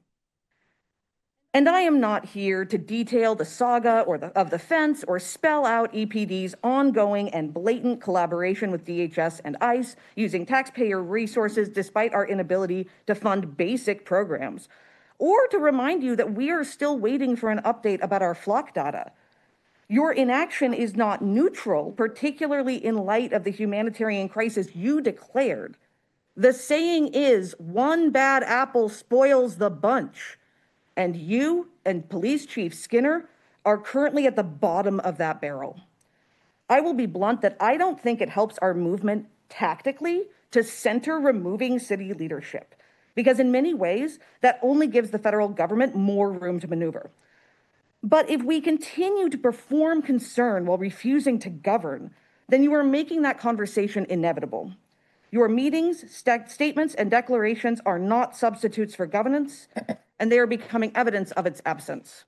Thank you. Thank you, Ember. Our next speakers are Stefan Streck, followed by Naftali Renshaw.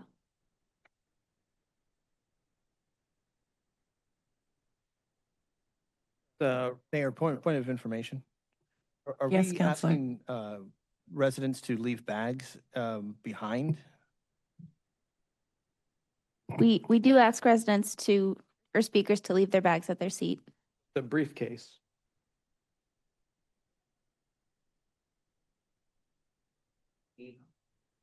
Please proceed, Stefan. Appreciate it. Well, thank you, City Council, and I would like to start this off by a land acknowledgement to the taxpayers of this city who have to fund so much incompetence from appointed officials who are unqualified for their jobs, who are given those jobs without merit by politicians who also never had to work for their jobs. The taxpayers deserve better, and I think we should all acknowledge that. Now, so far as police brutality, I am not unfamiliar with the lack of responsibility and accountability that's being proposed and acted upon in Eugene. Now, everyone knows about Little Flubbers, who I adopted, but he had a brother, and his name was Caesar. And I loved this cat. Back in 2022, he'd been waiting outside my house for 4 years while he was neglected, and neglect is abuse. This was an abused animal. Now, during the wildfires, there was so much smoke in this valley, in this city, that this poor little cat was developing asthma because he was living outside my house 24 hours a day, huddling in the bushes, coughing. So after 4 years of waiting, I finally let him inside. And this cat followed me everywhere. Every morning we'd go on a walk around the neighborhood. We'd go just to the cemetery. I got great pictures of this little guy. And then after 6 years of taking care of this cat, my neighbors who abandoned them were moving and decided they wanted one back and not the other. They wanted to separate two 18-year-old cats who they'd neglected and abandoned for 6 years. This was my family. I cared about these animals. And so the cops, Eugene police, came banging on my door at midnight, the same night that Donald Trump was being raided by the FBI, to take my cat at gunpoint. I am disgusted by how this has happened. Eugene deserves better. Now, rest in peace, little Caesar, and rest in peace, little Flubbers. They are together again.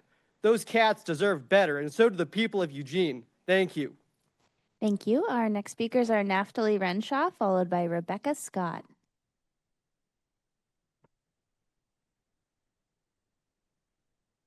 Good evening, counselors and people of Eugene. I am a local clergy member and a nonprofit leader. And it strikes me that as I was sitting here listening to the comments of my neighbors, that Martin Luther King Jr., Reverend Dr. Martin Luther King Jr., made the statement once that riot is the language of the unheard. Tonight, I'll amend this to define riot as what you might call disorderly conduct. And I would encourage our leadership to listen to what is being said by disorderly conduct, especially in light of recent occurrences nationally in which the voting rights bill has been gutted, a bill that was won by disorderly conduct. Policing in the United States harkens back to the Southern slave patrols of the 1700s. The very states who have eagerly jumped on the opportunity to disenfranchise the hard-earned voting rights of Black people across this nation live in the Fertile Crescent of policing in America. Law enforcement in America is rooted in racism. Fair to say that we have a long way to go. We've talked about training, but I would say, based on EPD's claims, that we have one of the most progressive police forces in Oregon, that we've had a lot of training. Maybe it's time to change the dynamic. There might be a few like me who don't engage in the Pledge of Allegiance for religious reasons. However, as I sat here tonight during the Pledge of Allegiance, as in a time of highly militarized action is taking place, we saw men with guns carrying flags. I wondered if the others sitting next to me sat down because we don't feel safe. And this is an expression of safety. And so I would encourage you to look back on that, the citizens that sat down in protest, and realize they don't feel safe. Thank you, Naftali. Our next speakers are Rebecca Scott, followed by Madeline Woodward. Hello, my name is Rebecca. I live in Ward 8. Addressing the body cam footage that was released, there's not a lot for me to say that has not already been said. I appreciate Councilor Evans' statement about how this is a culture problem, not a person problem. This cannot be solved by letting one person resign just to shove them off to another somewhere else so someone else can deal with them. So he can act like that somewhere else. But we don't got to worry about it anymore.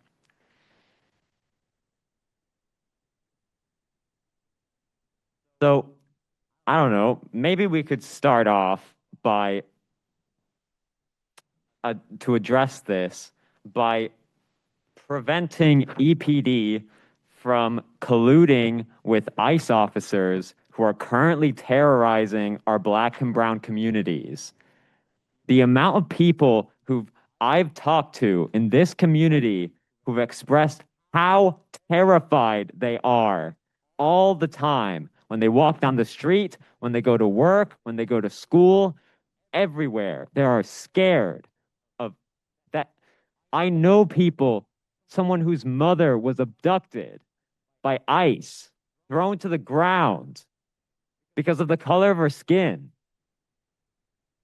Like, and you all sit here and continue to claim that you have no power to stop this.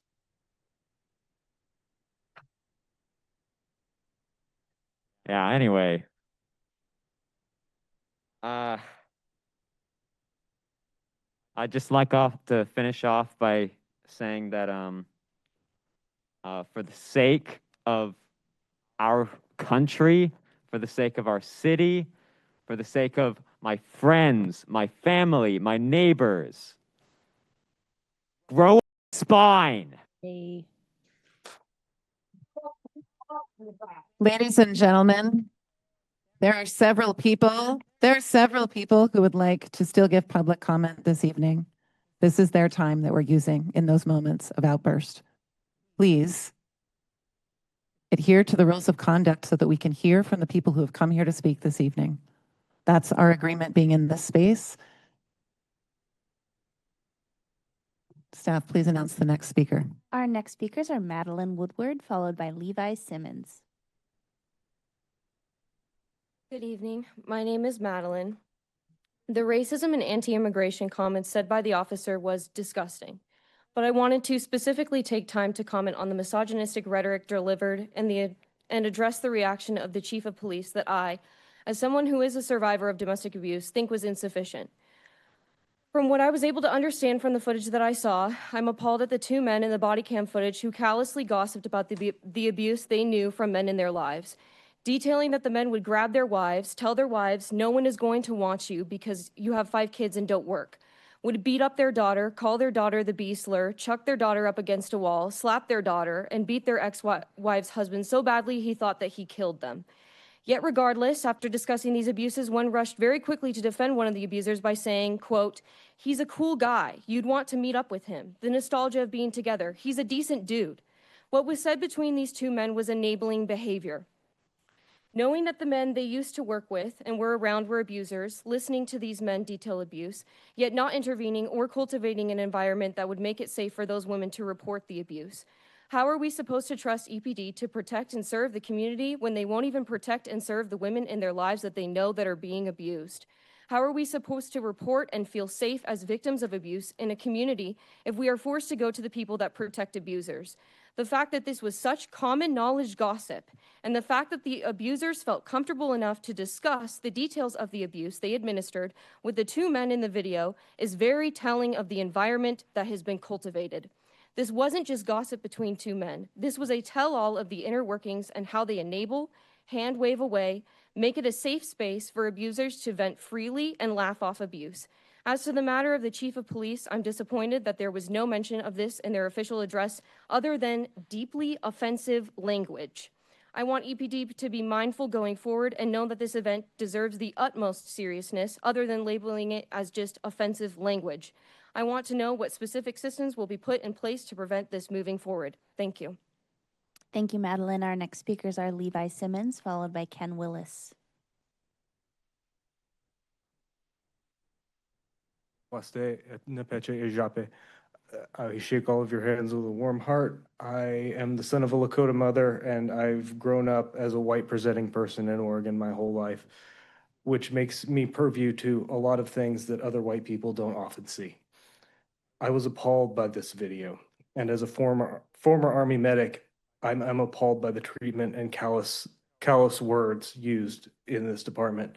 And as a former military member, I've seen what culture can do to a unit and how it can destroy a unit's integrity. I would like to see our police do better, and I would like to see some real accountability. So far, all I've heard is talk. Thank you. Thank you, Levi. Our next speakers are Ken Willis, followed by Amanda Wahlberg. Ken Willis, Ward 5.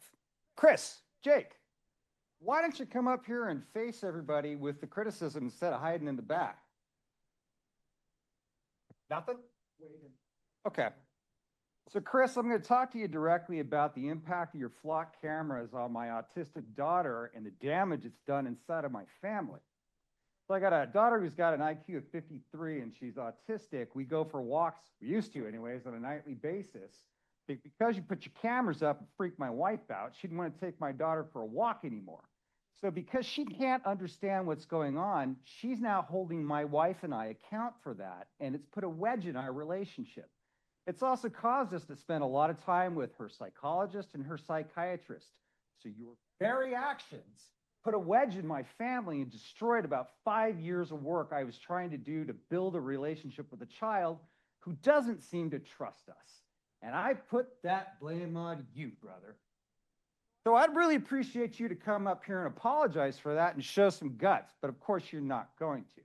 Hey, Jake, what were you doing at Dispatch 911 in Eugene last summer where you were asking for information and were told it was inappropriate for you to have that?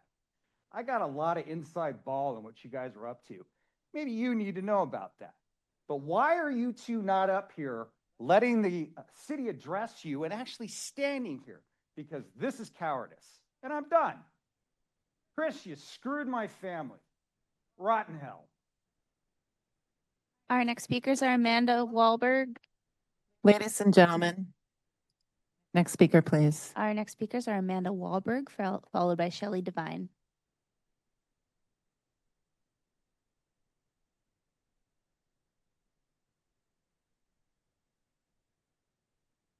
Hello. So I'm here to talk about what no one in this town apparently will. And this is on the police, but this is on every single person who isn't talking about this. Okay.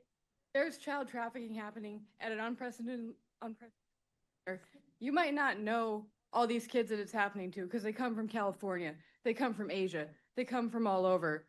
But it's happening, and it's happening to college students. And I've been aware of this for a long time. I've submitted multiple reports. I've had my mental health questioned.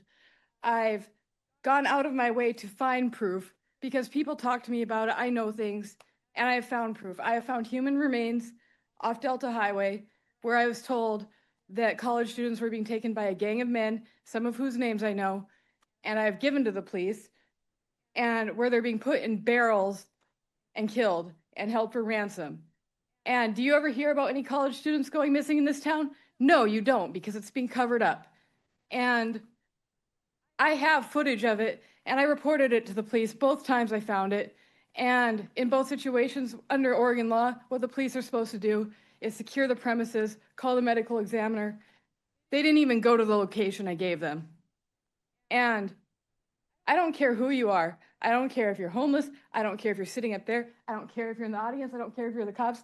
Anyone who doesn't care about what's happening to the children here and doesn't want to talk about this, you're all part of the problem. And go ahead and call me crazy later. I don't care. Thank you, Amanda. Our next speakers are Shelley Devine, followed by Josh Easterland.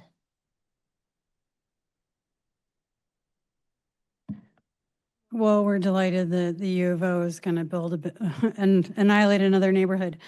Okay, the body cam footage, we've all seen it, and we made sure it went viral. We demand consequences and accountability. Anything less than Chris Skinner's immediate termination will serve to simply illustrate the continued hypocrisy being played out here because it's ongoing, it's tiresome, and it's unacceptable. No more lip service about a sanctuary city when the EPD loudly and proudly, Proud Boy, reveres ICE. They revere ICE. We won't be policed by a bunch of uneducated, unempathetic, immoral, racist bigots living out their wet dream of authoritarian cosplay and red pill manosphere insanity. A bunch of J6 sympathizers, remember that, Mike Clark, and misogynist knuckle draggers, okay? If you're not going to address this directly and immediately, you're not fit to hold office, and you should see yourself out because we're flocking over it. And why has nobody here, aside from me speaking out of turn, directly address the racist bigot that comes here every other week and spews misinformation and inaccurate history in the name of some imaginary personal grievance? Bob with the laptop and the striped shirt and the Gatorade Zero. Shut it down. Call it out and name it for what it is. Eugene was, in fact, a sundown town. Black families could not find safe housing due to racism and deed restrictions, and they removed the residents, among whom were also white families, and bulldozed the settlement in preparation for the Ferry Street Bridge. This is historical fact. Stop allowing a white racist, pretentiously aggrieved liar, you know who I'm talking to, stand up here and be a blatant racist. Call it out and shut it down. In the same way you'd cut off this microphone for swearing, shut it down for racist remarks. Stop condoning this behavior in the EPD and in this room. We deserve and demand better. And trust is not eroded, Mr. Keating. It's annihilated, what little may have been left. We don't have cahoots, but EPD and ICE sure are in cahoots. It's a feature, not a bug. Thank you, Shelley. Our next speakers are Josh Easterland, followed by Wynn Mansell. Good evening, Mayor and City Councilors. My name is Josh Easterland. I'm the Director of Equitable Access Eugene, residing in Ward 8. I'm here once again to ask you to support a policy to deprioritize law enforcement against adults for the personal use and cultivation of psychedelic plants and fungi within the city limits of Eugene. Spoken on this issue many times over the years, and at this point, sometimes I wonder what else I can say, but one thing that continues to stand out to me is how many people quietly support this effort, even if they never speak publicly about it. People approach me after meetings, strangers stop me on the street, friends speak to me privately about how psychedelics have helped them process grief, reconnect with family, recover from addiction, confront depression, or rediscover meaning in their lives. Veterans, parents, students, healthcare workers, retirees, people from every background. And yet many of these same people are deeply uncomfortable speaking on public record, not because they're dangerous people, not because they're irresponsible, but because these substances are still criminalized and there is still fear attached to even admitting support for them. There's something profoundly important in that reality. When large numbers of otherwise law-abiding, thoughtful adults feel afraid to honestly discuss experiences that they believe improve their lives, it suggests a disconnect between the law and the lived reality of the community.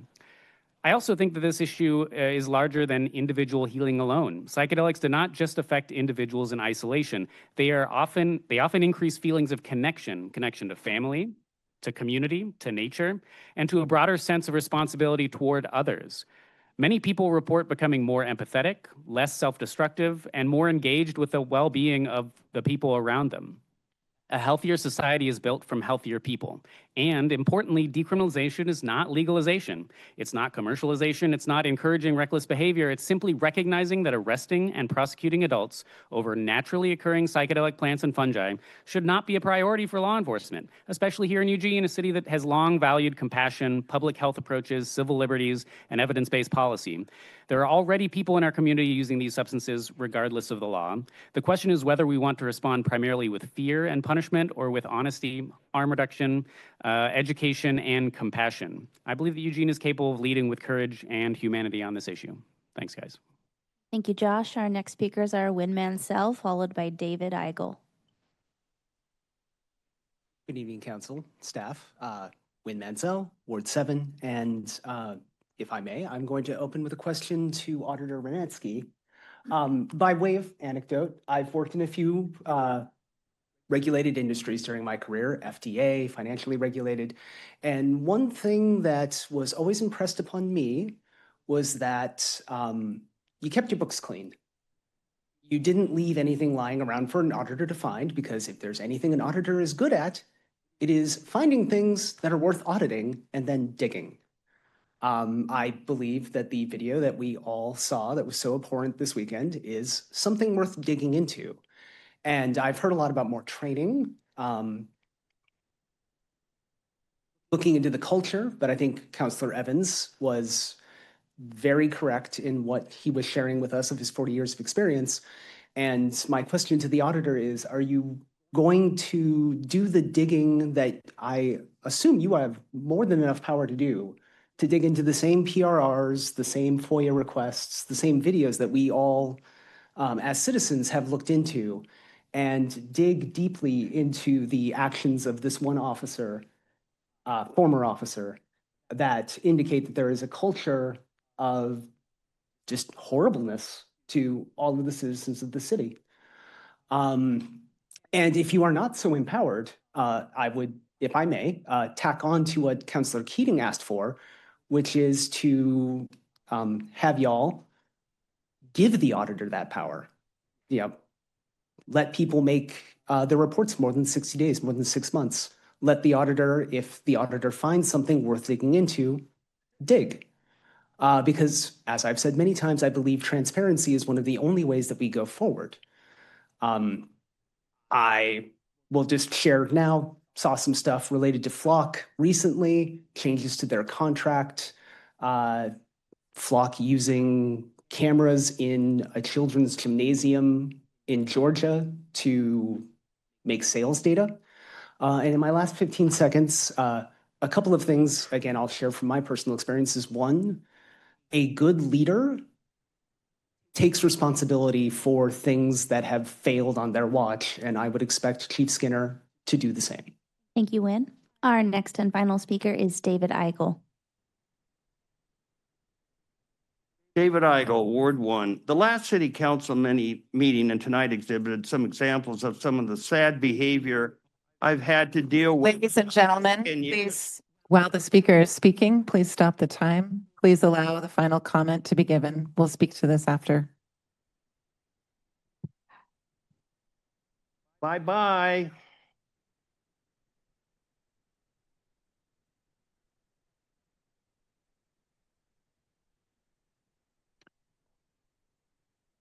I'll remind everyone that our council rules of conduct apply in this room and in the lobby of this building. They're here for everyone's protection and so that we can respect the public comment period that is afforded this evening and a priority of this body. I'll ask the speaker to continue. The last city council meeting tonight exhibited some examples, some of the sad behavior I've had to deal with over the last 10 years when I present documented history, that history conflicts with the ideology of individuals whose ideological constructs are shown to be fantasies when exposed to cold, hard facts, such as Shelley Devine. Many years ago, after exposing the Dunn Hall denaming scandal, I asked that the city council disassociate itself from the scandal by truthfully making a statement that council had not researched the Dunn Hall matter and that therefore the council had no opinion on the matter. I had merely asked that the council state the obvious truth and to avoid being associated with what, in my researched opinion, constituted a cheap smear.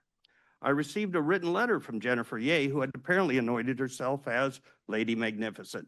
She stated that my attempts to rewrite history were not appreciated and that she would oppose any such statement. She CC'd U of O President Schill. Apparently, Jennifer Ye believes lying is acceptable if it supports her point of view. At the Alton Baker Park event supporting the North Bank Monument, she yelled out in front of a group of children that I was a liar. As I previously pointed out, Ms. Ye has been unable to ever provide even a single example of my lying about anything. I believe I've conclusively documented that Eugene was not a sundown town, that Eugene has a proud 135-year of history of Black residents, and that the residents of the North Bank were a racially mixed group of individuals who were residing there because of an extreme housing shortage, not their race. I believe my documented expose of the extensive misrepresentations of history in the Racing to Change exhibit at the Lane County History Museum result in Ms. Ye being removed as a museum director. Last week, Ms. Ye misrepresented my remarks about non-native Oregonians. Of course, I believe non-native Oregonians should become involved in public affairs. However, I do object to anyone promoting fake historical narratives to smear good people, as Ms. Ye has repeatedly done. Thank you. Thank you, David. Mayor, that was our final speaker.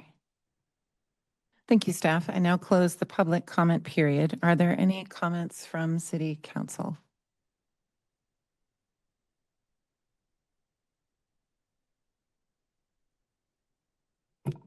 Councillor Ye. Yeah, thank you. I know a lot of people have already left, but I just wanted to thank people for coming out tonight. I know many of the subjects that we've talked about tonight are not easy. And I wanted to just agree with the second to the last person that spoke up that good leaders take responsibility for what happens on their watch. And as a city councilor here in Eugene, the video that we have seen recently happened on my watch. And so while I don't have all the answers today, I can say that this isn't over. The statements that have been made, I appreciate what our police auditor has done so far. I appreciate what our chief has been doing, but obviously there's more work to be done.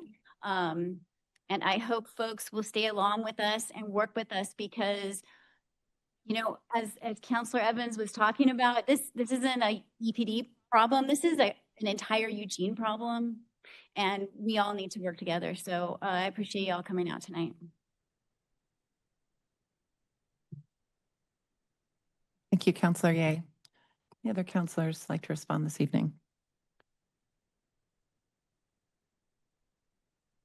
Seeing no other comments from council, I will just echo Councillor Ye's appreciation for the people who came out this evening and for the community members who have continued to engage with our local work to be a representative democracy and to actually demonstrate the things that we talk about all the time.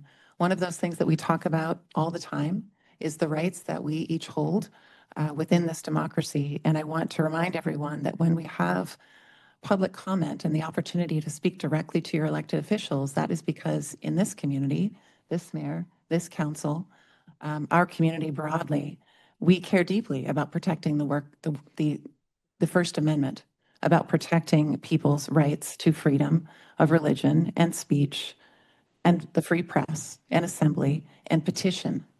And what we are doing when we have public comment is actually engaging in that work in real time.